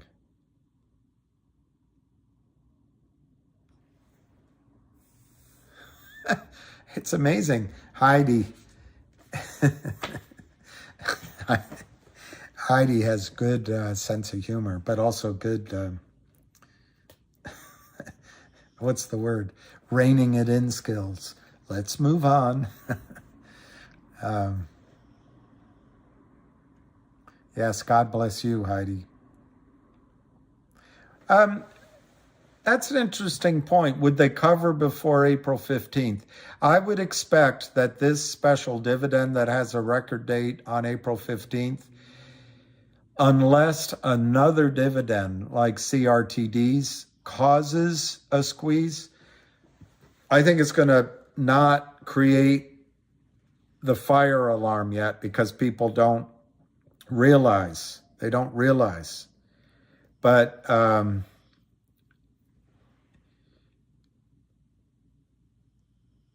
next time, the announcement will be enough because the market is a discounting mechanism. Right now, these kind of announcements come and go and everything's all right. If ours is the first one that causes a squeeze, the next company that makes a similar announcement, it'll have an effect. But if you're talking about April 15th in terms of the record date for the dividend, but I think that's the beginning of putting pressure on the back offices.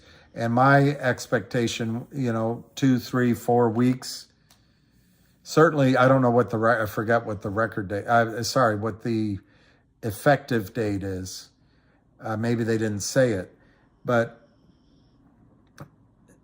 the pressure will build up. And at some point that could have an impact. I think what's going to drive covering is when Alpine goes down. There's a supposition there, but the supposition is the lawyer quit. Now, the lawyer may have quit to buy time for his clients or her clients. But I tell you what, as a strategy, that's such a puny plan. I think the judge will see through it. I don't know it, but the judge will probably say, no, you've had all the time you need. But if the judge doesn't see through it, I think she'll give a very short, a truncated amount of time to find counsel. That's my assessment. I could be wrong. But I think it's more likely that the lawyer quit because her clients are doing such illegal things. We don't know. It's all speculation. But I think it's a signal that Alpine's in trouble either way. I think once the judge rules that Alpine has no standing with this arsenine argument that FINRA can't regulate it, FINRA says you're expelled. You're out of here. Well, once Alpine can no longer be a prime broker, who is going to take the orders for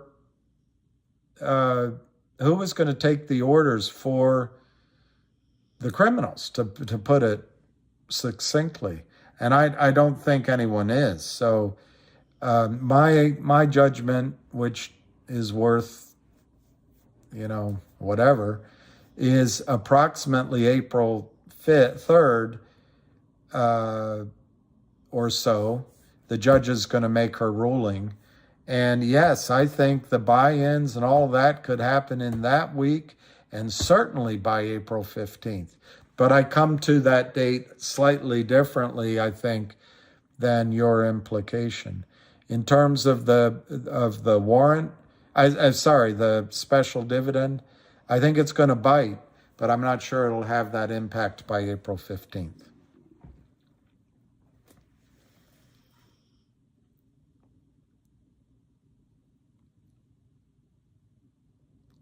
Yeah, Robert, absolutely. We do have to keep in mind that charting doesn't allow for unusual.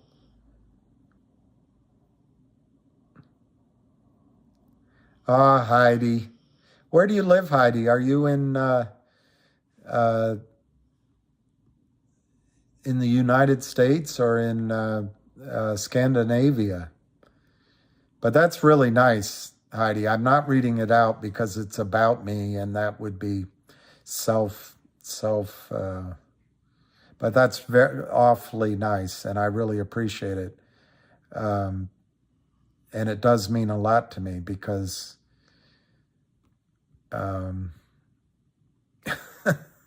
you should spend some time being me. So it does mean a lot, and I really do appreciate it. Jenny L., I think it will happen before April 15th. I agree with that. And if I had to give a big reason why, as you know, Ham is flying to Southeast Asia, and my guess is the squeeze will happen while he's gone. Oh, you're in Austin. Wow. I had a girlfriend, really I did. When I went down to meet her brother, who's a great guy, a long time, quite a while ago, we went to his house in Austin, and it's kind of a suburb area. It was a beautiful house, pool, big. He paid, I swear to God, he paid like $250, but that $280. I don't know, my memory, but it was a while ago. And I've often thought, he was a lawyer. I've often thought that was the most brilliant investment. I've been to Austin since, and one time I went, if I can remember it, I got in late because of the traffic. I was driving from Houston, and I thought it was like driving from DC to Baltimore, but no. And I got into the hotel late. I was by myself. I had meetings in the morning, and I asked the maitre d' where I could hear some music. And I think I went, you're going to correct me if I'm wrong, but I wanted to walk. And he said, no, take a cab. It's not the best part of town.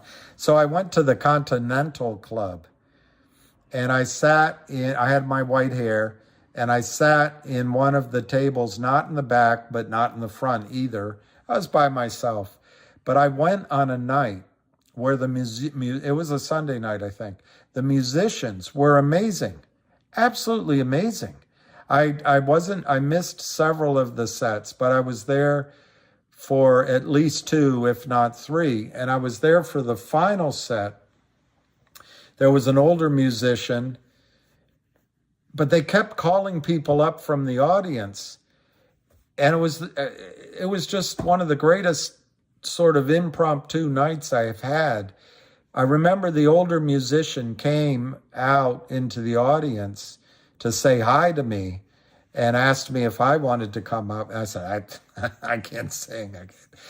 But he asked me where I was from. I said, Washington, D.C., and it's so amazing about Texas. He introduced me to everybody because I was in from Washington, D.C., and people came and said hi. But I think it was called the Continental Club. You might know, Heidi, but I've always enjoyed being in Austin, and I'd like to go again.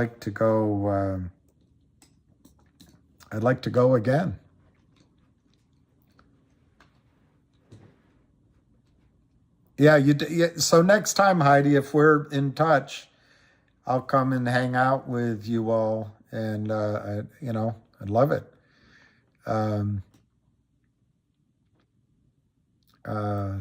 You can. I've been to Tennessee. I've been to Nashville, but I've never been honky tonking. I'd love to go honky tonking sometime. I'd love to, Zizu. Well, I don't know where you live now. All right, I will, Heidi. Heidi Eileen. Him. Your initials are him. So you don't have to have a pronoun. You can just put your initials.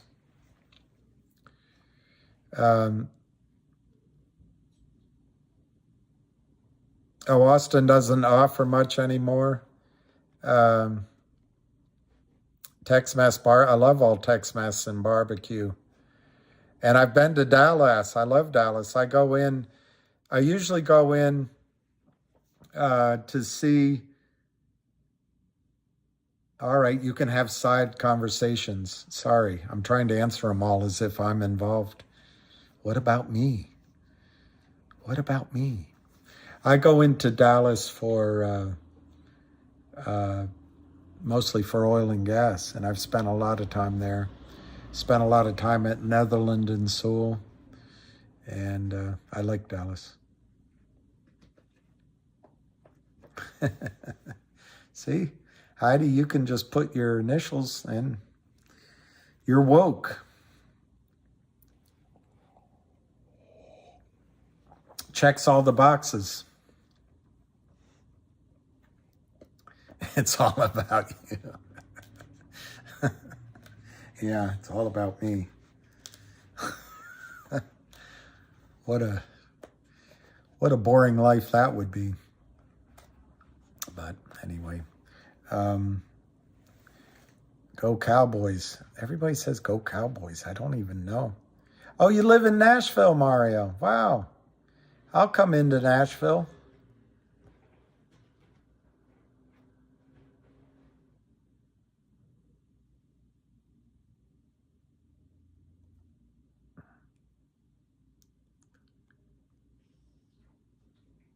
How many girlfriends in all did I have, or how many women did I fall in love with?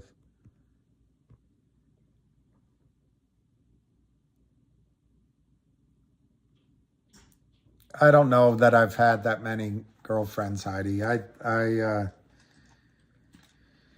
don't know about that. I've got a couple more years on you, baby. That's all. I've spent more time with my back against the wall.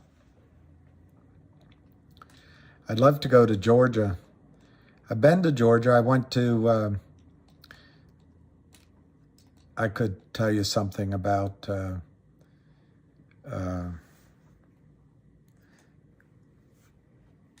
Savannah, Georgia, but it'd be too much information. But I went with a friend. I had a great time there.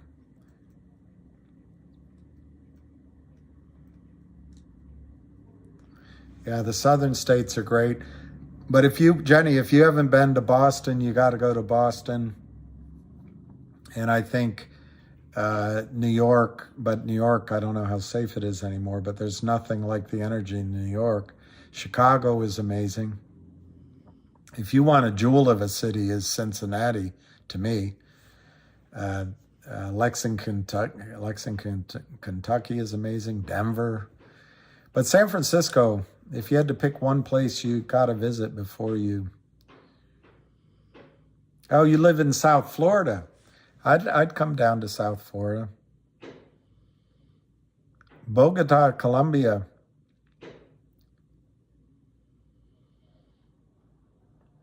All right, Heidi, thank you very much, Heidi Moga.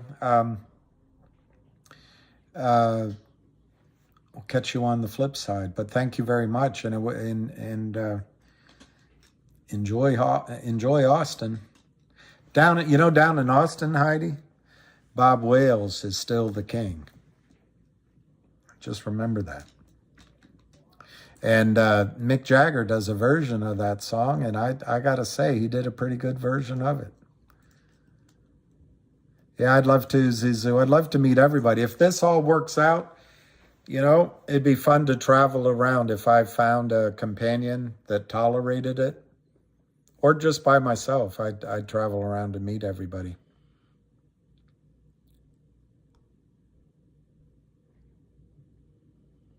Well, Marion Williamson eats some seaweed. She can come across as a little kooky, but I tell you, she's got courage, and some of the things she says make a lot of sense, so I'm open to listening to her again. You ran half marathons in San Francisco?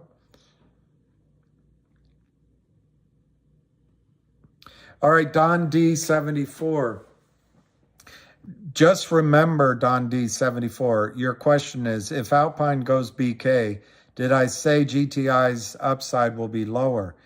I said something similar to that. Okay, Zizou, and please, I'm not going to remember all these things. I will follow up. 3 is unbelievable. I would have waited at the bench at the end zone to see how you came in.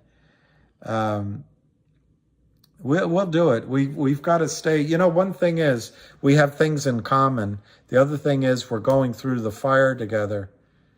What book of the Bible have I read lately? I listened to Matthew last night, but I fell asleep halfway through, woke up, had dreams, woke up at the end, but I listened to it. That doesn't count. That's not your question. So anyway, what I said, let me get your name again, because now I've looked at too many messages. Don D74. What I said was that I lowered my breakout point. I lowered my breakout number. And why is, to me, if this had broken out last year, I think they would have defended $2, $3, $5, $8, maybe $10, maybe $13, maybe all the way up to $21. Why? Because they were trapped. They were still selling. They were still fighting. That's the Kramers. Well, then, based on what I understand from Ham, Alpine likely took over the Kramers account because they did made such a mess of it. So Alpine's been hiring some of their friends to help keep the stock down, as we saw in December. And other things might have gone on. I don't put it past this system to hire all sorts of people to cause us to make our knees wobble and get out. So anyway, December, January, there was a lot of selling. So I think Alpine's been fighting. But guess what? Even among criminals, you have to have a credit rating. And the fact is, it looks like Alpine's going to go down. So fighting on the way up, I think, is less likely now. I don't think they're going to hold that tiger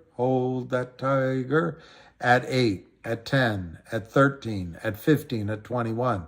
I think they're going to give up a lot sooner. So that's what I said. I think the breakout point will start at a lower number. Where I used to hope the breakout could be at 21 or at 15 or even as high as 34. I no longer think that the breakout will come, because I think they'll give up sooner. That's what I'm trying to say. I think they'll fold their hands sooner.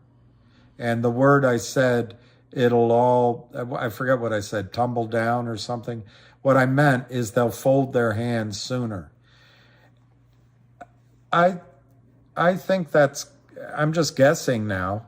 we'll know when it happens. But I think now that number is going to be closer to $7.50 than to $21. It might be $9, it might be $10, but it might be lower. But that's the number I'm focused on now, $7.50. So Don, I was saying, was it Dan or Don? Darn it, I'm sorry. Don. What I'm saying is you're going to start with your breakout at a lower point. So yes, my high numbers are lower. So let me give you an example. If it broke out from $21, I would say that the starting point would be up to $210. That would be my number, up to $210. Then I would have a mid-range at 2,000, and a high range would be unbelievable. I'd say 20,000. Well, is that really realistic? So my range, if we broke out at $21, would be sort of 200 to 2,000 as a reasonable target. Well, guess what?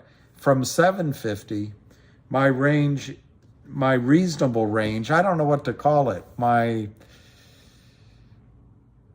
high percentage of odds range is 120 to 225, but my really very, very good odds range is 750,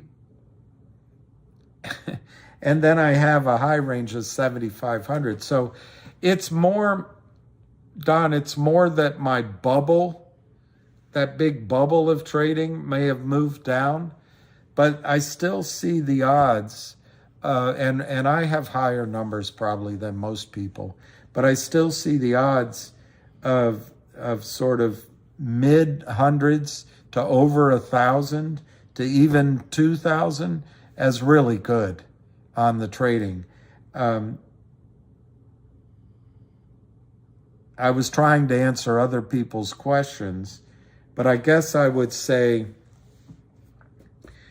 I still see 500 to 750 as quite reasonable spikes in the stock, and I have no problem with numbers over 1,000, over 1,500, or over 2,000. So it's a long answer, Don. I guess I would pull in my extremes because I expect the breakout to happen at a lower number.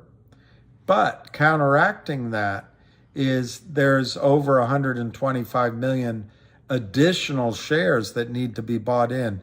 So I guess net, Don, I'm trying to be precise where there is no precision. And I still expect really high numbers in a spike. But that doesn't take away everybody using their own money management skills, everybody targeting their own points where they're going to step out, taking money off the table early. So I don't know if that's a good answer, Don, but I really actually think the stock is going to still go really, really high. So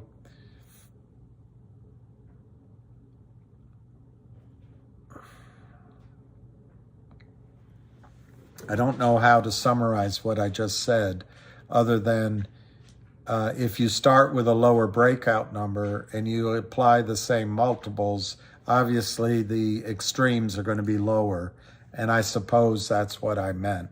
But I still think the meat of the run is going to have the same power, and you're going to witness something if it squeezes that you'll remember the rest of your life. So I hope that's not too mealy-mouthed, and I hope it makes sense.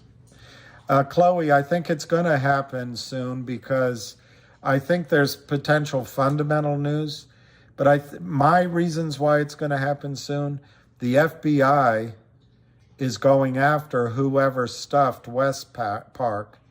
That's serious. That's serious doo-doo. That's going to go across the compliance officers' desks very quickly. And what's more, it might involve arrests. And most compliance officers are honest. I would say all of them, in my experience. Every single one I ever dealt with was. And so they're not going to want to be messed up in this. They'll start buying in.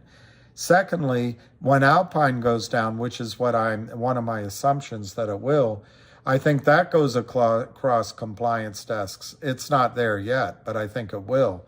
That'll cause at least instructions not to take sell orders anymore, but it could result in buy-ins.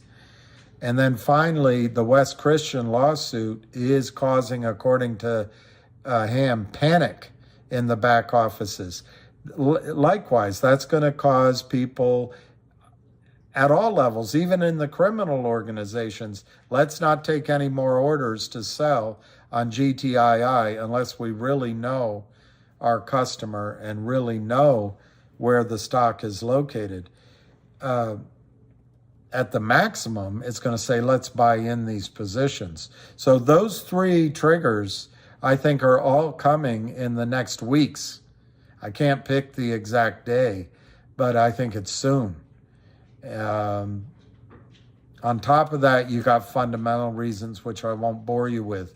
But I think those are the three catalysts which cause honest people on Wall Street to start buying in the position. And then remember what the number one catalyst here is the other side doesn't want losses. And as the stock price goes in, the buying comes in from everywhere. So I think, yes, we can see this squeeze happen very soon, in the next weeks, if not the next couple of months, but very soon. Yeah, the hedge funds will join in on the upside. Jenny L., honestly, what bank, broker, or hedge fund wants Wes looking into their books and trades? Clean them up, move them out. Bring them up, move them out. What's that song? Throw them up, move them out. But absolutely. Cover. GameStop made 500 and that was stopped. Yeah, Daily Jillian. Exactly. GTI is a better play, so possibly go fire. I think yes. And I said in some of my earlier videos, which I will stand by, I think this stock in a squeeze, in a buy-in, could go to 500 in the first hour of trading. Obviously, that prediction has a lot of hyperbole in it and a lot of drama in it, but I don't say it because I'm making it up. I think it could happen.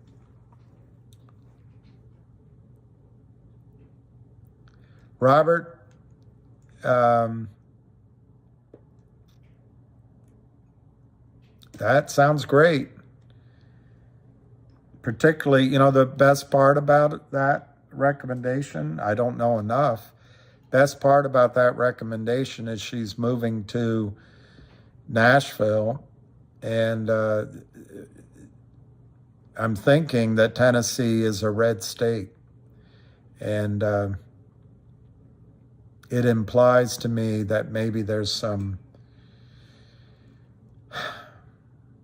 anyway, traditional values, I don't know, but I'm not judging anybody anywhere, but there's a part of me, a pretty strong part of me that has been giving a lot of consideration, if I stay on the mainland of the United States, to move to a red state, believe it or not. I can't believe I'm saying it, but that's how I feel. I love Toestones. I think we could be 1.5 weeks from an all-time high. And remember, when he gives recommendations and others, they're looking at charts, they're looking at whatever a factual is or a fractal is. They're looking at all sorts of things that are helpful. Will GTI dividend give us an accurate share count? No. No, it won't, Richard Odin. But what it will do is give each brokerage house an accurate internal share count. And that was happening in November before we all scattered away. Each brokerage firm knows what the DTCC has in street name for that firm. Say Fidelity. Hey Fidelity, you got 1 million shares at the DTCC. Normally the computers run everything and no one looks. But the dividend will make human beings with their eyeballs look, and they might go, oh my gosh, we got 27 million shares in our clients' accounts. That'll happen, but we won't know about it. Where we'll know about it is when the stock starts going up. My numbers are high too. I like Tex-Mex. Mex. I'm a machine. Either that, or I was a lonely man, a man with no direction. Your husband waited for you at the finish line. I'm starting to like your husband.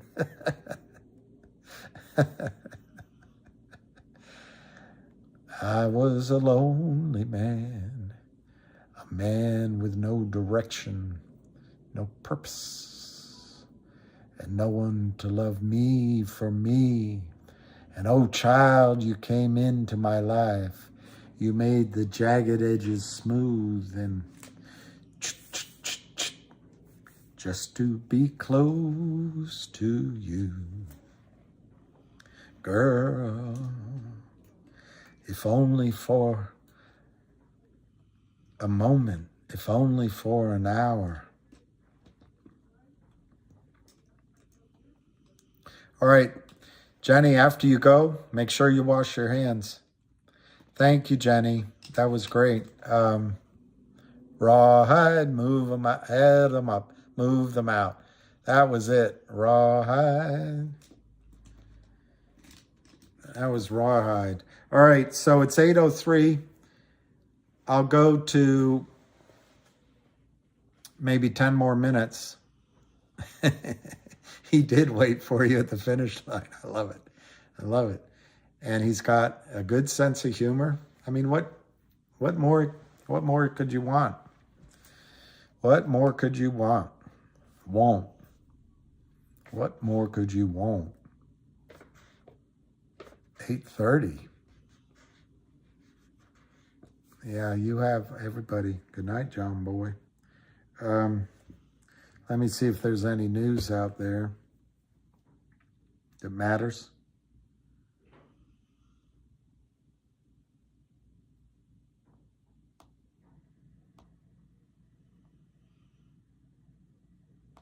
Wow, I'm looking at a website that gives quite right-wing headlines. So I won't read them.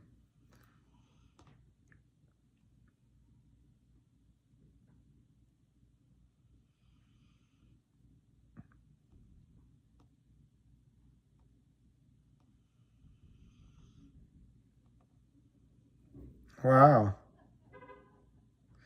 I like that song. Hey, little girl, is your daddy home? Has he gone and left you all alone? I'm filled with desire. Ooh, I'm on fire.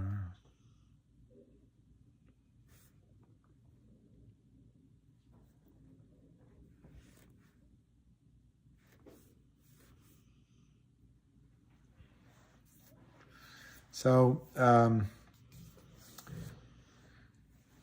he had to give me my new shoes I earned from running all the hills. Well, Jenny, back the last time I was in San Francisco, I used to go to conferences. My sister used to live there.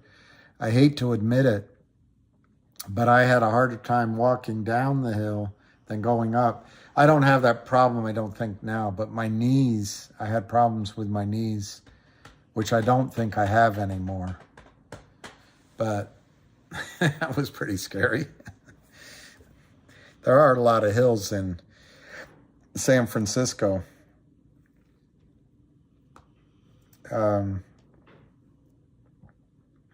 don't know what news stories to bring to y'all's attention. So I might have to quit early.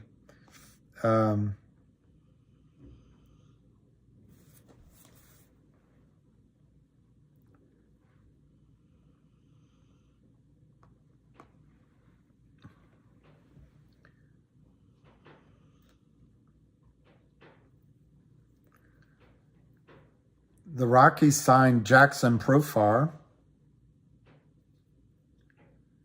Carson Kelly is diagnosed with a fractured forearm. These are interesting items. Toestones, I don't know if the Fed's going to pause. I think they're going to do 25 basis points, and I think that's half a solution. They should either, like you say, do nothing or do 50%. They're in the right. He's going to rock in a hard place. He wants to keep the bond market at bay and fight inflation, but he's also got a bit of a problem with the panic in the street. What we have to take out of all of this is a warning. Personally, I don't think the market's about to freeze up, the credit market. There's a lot of people saying that the credit market's about to freeze up. I just feel like it's going to be later, so we still have time. So while I'm talking to you, I'm going to put on my shoes so I can go walk my dog. I'm just going to get my shoes right here.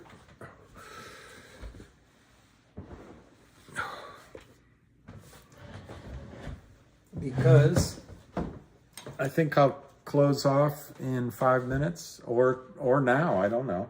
I don't know if it's valuable to anybody that I stay on, but I'm feeling guilty that I'm not walking my dog. And I think today was a great day in, here he comes. Here comes the best boy in the world. You want to step up? You want to step up?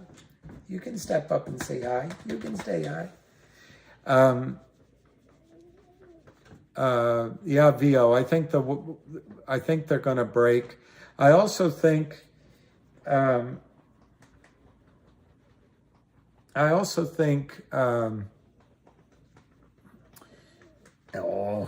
he loves that.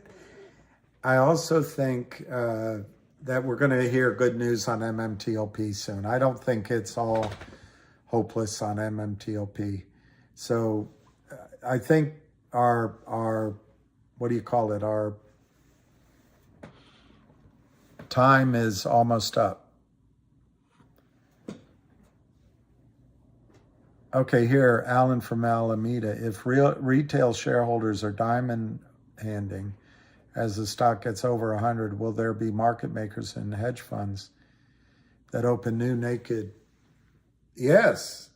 I don't know about the market makers, but Alan, at some point, there'll be hedge funds that come in intraday and just sell new counterfeit shares and drive it down. However, they're not going to come in while it's going up, and they're not going to come in. There might be some day traders that come in to try to time what the charts say, to try to time spikes down, and then they'll get out and it'll go back up, and that'll add fuel to the upside probably. But I really think because Alpine's going to be out of the way, there's going to be less of that. But yes, at some point, I'm going to guess they will get it just about right. They'll probe. They'll probe a little bit. They'll probe a little bit. They'll probe a little bit. But I'm going to guess whenever the spike comes, that there'll be somebody that shorts. And that's what's going to drive it back down. There'll be a cover, a dead cat bounce to cover, and then it might be over. But these will be professional shorts. So they're not going to do the stupidity, the arrogance of Kurt Kramer. So they're going to trade it properly, and that'll be good for you. You'll be able to, you might trade if you want to. I do not believe they'll come in at $20. I do not believe they'll come in at $50 or even $100. I don't know where they'll come in. We'll have to watch the volumes. But they're going to be watching. This will hit the headlines before they come in. Let me put it that way. This will make the news before they come in. And there'll be a real rocket ship upward before they come in. They're not going to want, let me put it another way, they're not going to want to come in shorting and then get blown out as it goes up. And that can happen at any price. They'd rather be late on the way down. And that's why they'll be probing, and then they'll be aggressive. I think you'll be safe on the way up to hit your most reasonable targets. Richard K., I hope you're right. $8.50 a share to start, that would be. Who is the duck of death? But that didn't scare little Bill, did it? That didn't scare little Bill, did it? Well, he said you were William Money out of Kansas, killer of women and children. But that didn't scare little Bill, did it? The duck of death. The Duke. The duck, I says.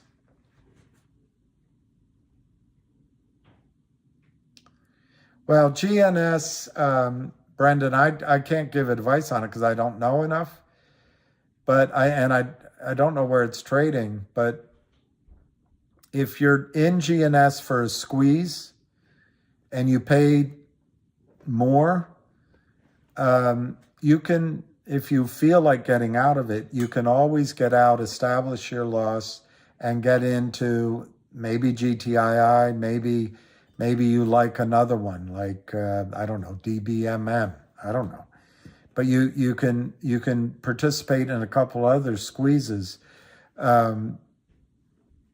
Worst case, you miss out on a squeeze in GNS. But he hired Belial Law Firm, who I assume Mark Belial's a great lawyer. But that law firm tends to go towards settlement. It's okay. I mean, you can't blame anybody, but the goal is to get out of a toxic note. And I think that's where that's headed. Well, you'll sign a settlement before you get to discovery, and then you still got to do a financing. So I'm not sure you'll see a squeeze in that in the next 31 days. So if you get out, you try to play something else, you can always get back in. Of course, you don't know at what price. But there is a risk, I guess, that you'd miss a squeeze. I'm not sure with litigation going on that the shorts are scared of a squeeze coming in GNS.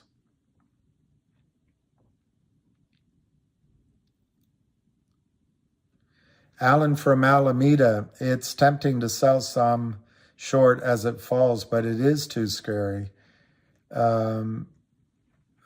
Yes, Tony, I wish I could talk to you because I don't know if it's Tony A1 or Tony Al. But thank you, Tony. I think Tony's right. No one's going to short it. It's just as at the very peak, they might gang up, but it's just too risky. Professional shorters, let me put it this way. There's no trading desk on Wall Street that would be in this short right now or shorting at 150 unless they were trapped and unless they're being paid off. It's a stupid trade. And there's no professional trader that's going to take the risk on the way up. It's just too much. It's just too much risk. You could evaporate your trading budget for the year in an hour. It's not going to happen. Oh, there's no options. Yeah. Yeah. Well, Brendan, it's really tough. I've faced those decisions, of course, but to hop from one to the other, you can really become star-crossed and miss out on a trade, miss out on the other. But one thing I was taught is you don't necessarily sell when a stock is down or up unless it's met your targets, if you have a downside target or an upside target that you've thought out. But one time to sell a stock is if there's a better alternative in your judgment. And maybe you feel that way. The other thing is I've never trusted GNS because when it ran up, to me, it seemed like the shorts would come in and bring it down. But now it's down. I don't know how much further they can bring it down. I don't know the dynamics because I haven't followed it. I know the CEO is fighting hard, but if there's a tax loss there, sometimes that's valuable. And so what I do is after I've looked at it, I get mad. For example, I could have sold my position in CLNV and put it all in HNRC. And I got on one of these calls. I didn't do it. Next thing I know, that's run. So I get mad. I'm like, now what do I do? You always have a decision. But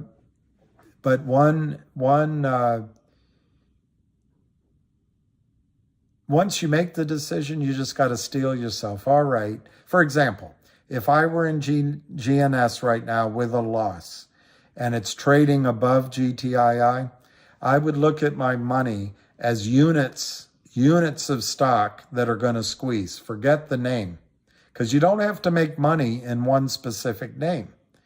So I'd be looking at it, units of stock, and I'd say, you know what?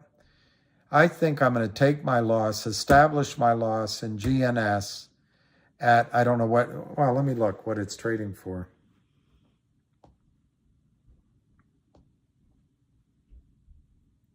And I'm not, to be clear, I'm not picking on GNS. I'm just using it as an example. You have to, and it's a perfectly good company, but it's at 229. So it's similar to what I faced last week, which I wish I had done. Right now, you could sell your GNS and tomorrow buy a similar amount of GTII, for example. I'm not recommending it specifically because I don't know your situation. You establish the tax loss. In my judgment, GTII has as much of a chance of squeezing over the next 31 days as GNS does. That's my opinion. So what you've done is you've established your tax loss. All you have to do is get through 31 days. Either GTII squeezes or it doesn't. And at that time, as long as GNS hasn't really gone up much, you can change your mind and go buy GNS. As long as GNS hasn't squeezed, you might go back into GNS for fewer shares or maybe for more, but at least you've established that tax loss. And that would be some of the rationale I would put into that decision.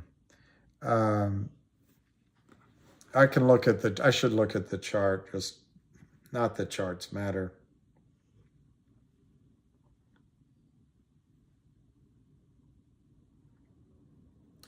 Not that they matter in a short squeeze. Not that they matter in a short squeeze. Oh my gosh.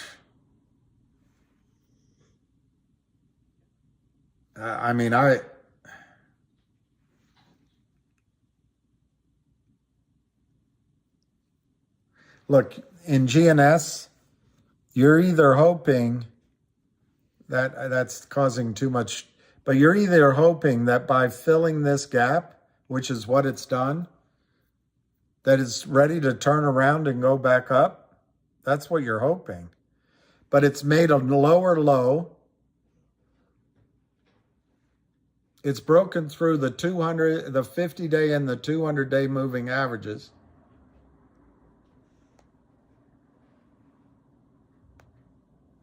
I don't know. This is just a knee-jerk look at the chart, but I think the next stop is 150 in the stock. And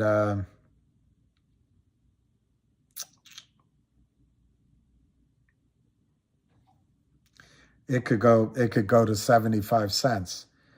The 150 I get right here, this cluster right here, that goes at 150. And the 75 cents I get right here when it broke out right here. See the gap here? It went from, I don't know, 60 cents to, I don't know, 75 cents. It's hard to read. There's a little gap here. It could come fill that. I'm just picking 75 cents. It might be slightly lower. It could be lower than that. And that's a whole round trip. Now, that's a negative read of the chart. You could also say that this is the support, and we're going to bounce back, and we're going to be up in here bouncing around. But for me,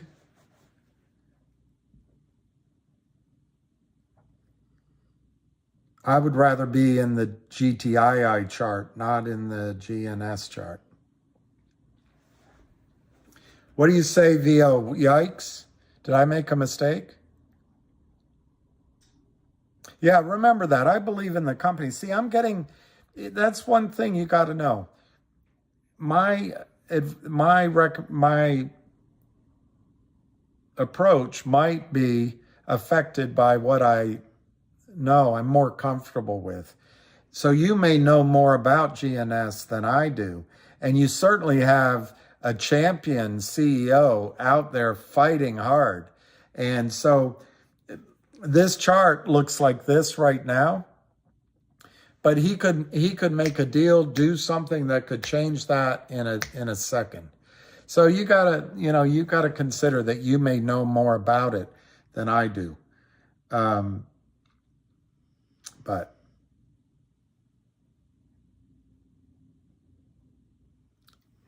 I don't seem to be liking the CEO. I don't know the CEO. I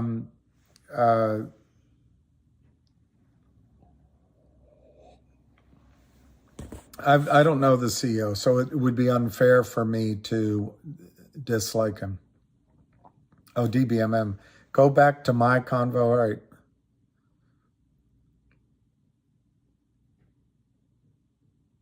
Wow. Avid did? I called in too. I got to talk to Avid.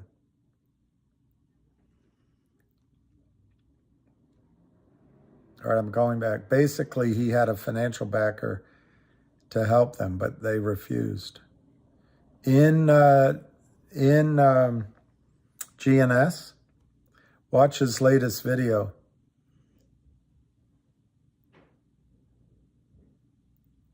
Three jacks does cover two queens.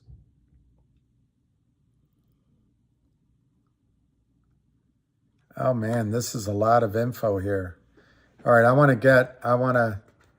get to Tony. I read Tony.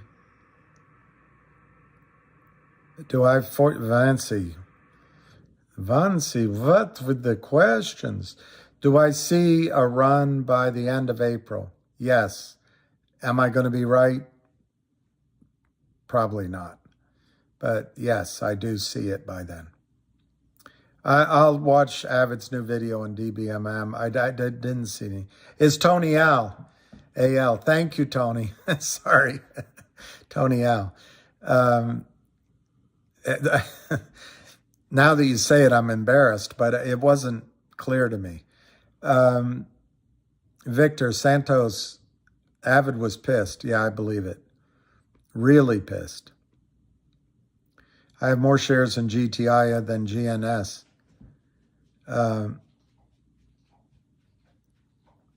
Shania Twain? Shania Twain? No, if you have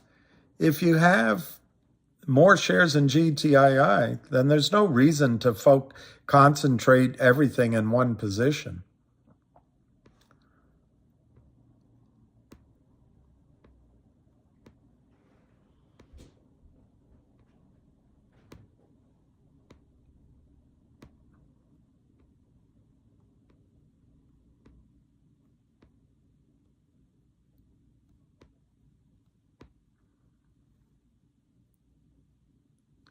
Yeah, Tony Al, I agree. One of my predicates to be in a stock is if Ham recommends it. Ham knows what he's talking about. And I agree with you. I'll read what you said. I never seen anyone that knows what he's talking about like Ham. He said 1,000,000 times GTII is the best squeeze setup he has ever seen. I trust him and I take his word for it. I agree with you, Tony Al. I can't say it better and I don't have to elaborate, but I 100% agree with you. I didn't watch his video on DBMM. I will watch it, but the risk you run with DBMM, and I like the CEO. I tried to call into her. Her title's not CEO. I didn't hear back. It doesn't surprise me. Yes, Two Stones. The daily chart on GTII looks extremely close, and if the 50-day crosses the 200, that would be amazing. That would be amazing. I agree with you. But let me look at the chart on DBMF. I don't think there's much to see there.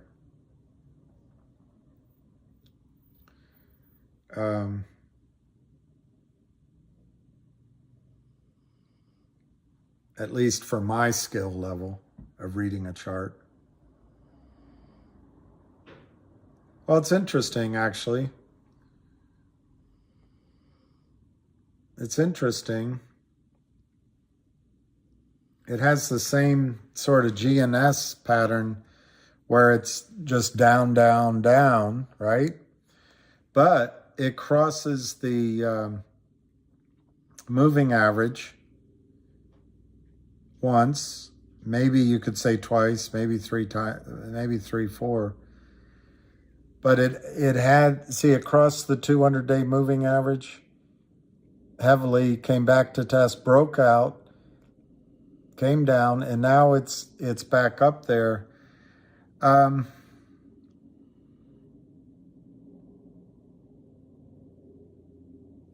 did watch one of Avid's videos where he said on DBMM the time, no, that was on a different stock. Sorry, it's a different stock. He says you should accumulate when it's selling. But you know what? I like DBMM. I like the CEO. I have never spoken to her.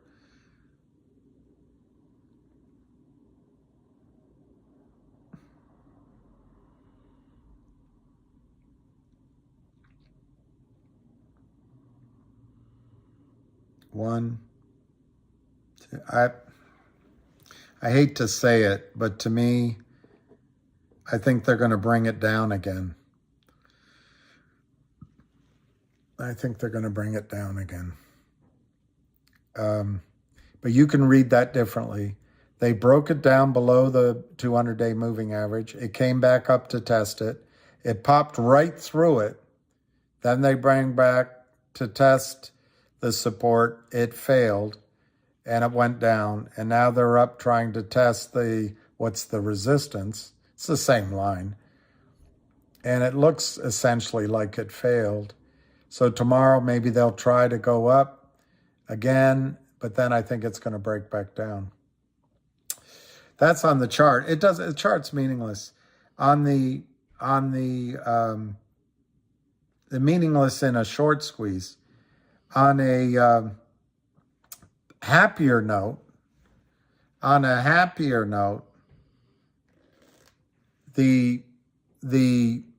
it's making higher lows. It's making higher lows.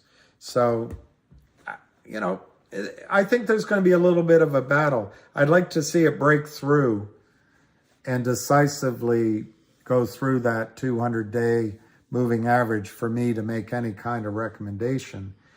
But for those that are daring, the time to buy is when the stock is down. Yeah, Tony Al, I remember him called GMM squeeze way before anyone ever knew. He knew the short positions and knew it was squeezed. Sad part, he never took credit for it. Absolutely, Tony Al. He doesn't take a lot of credit, but I absolutely remember that. And he called it to my attention. He also said, you shouldn't, once it ran, you shouldn't be in it anymore.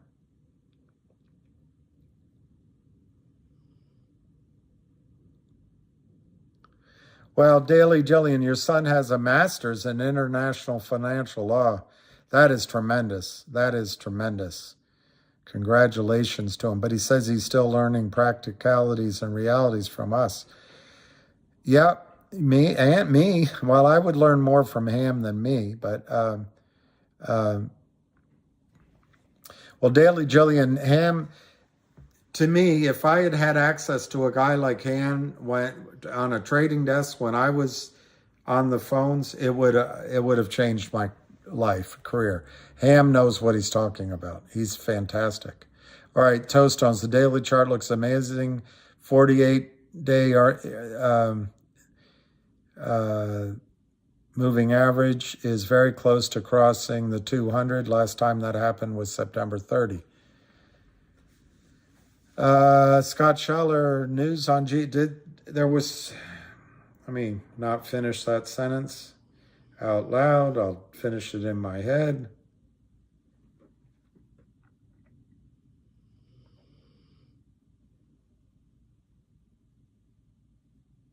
No, there's no news today on Logic, but if I can beg off, because I got to go walk my dog and it's 8:30,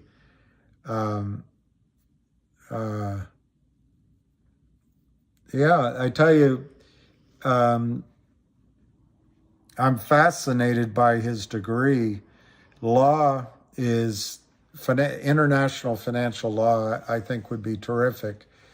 I do think it's probably too broad to get rich on, but I don't know. I don't know what I'm talking about. But when you know something specifically, people come to you. On the other hand, he's young, so he could get a job at one of these institutions and go a long way.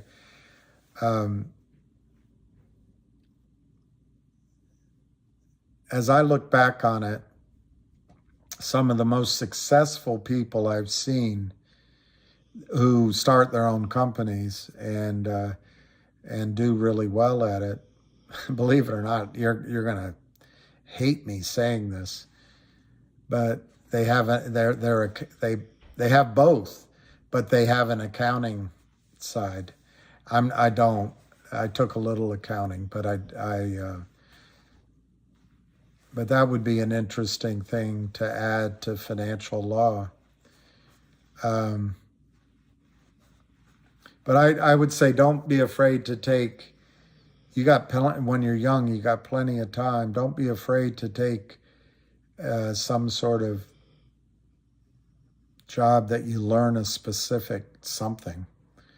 But I think financial law has a huge future, particularly. I don't know, Jillian, I guess you guys are Scottish, but I can't remember, or Irish. And I'm sorry, it's just so many things to remember. But it would be intriguing to me when you're young to take the risk of going to the Middle East or Southeast Asia or Africa or somewhere where you're unique, somewhere where you're unique. Of course, you'd be unique in the United States, and you do very, very well in the United States. Queen Mary's London, but he has had to learn real life. Oh, you only want to work for yourself. Well, if you make a good impression and somebody hires you to work on a small project rather than go work at one of the overpaid wankers banks, you can get a step out ahead. In other words, you go work for a moderate-sized company, or they call you in on a project and you learn everything. Next thing you know, you can establish your own company. And I strongly recommend, while you're young, establishing your own company. I think there's a lot to learn, particularly if you have a wife with you, but there's no greater reward, and you'll grow with it. and you'll learn. And I think the best aspect of it is it can take on your own personality. When you give your word, your company can back it up. You don't have anyone blindsiding you. Irish, English, and Norwegian. Wow, that's a lot. Irish, English, and Norwegian. So he's tall. He's probably got red hair. And he speaks well. Well, that's true, Scott. Collaboration is important, and a mentor. But I didn't. You can also, the library can be your mentor too, but a good mentor. You just have to pray that you run into somebody that helps you collaborate with, who is honest, you know. Bye, VL Warrior. Thank you.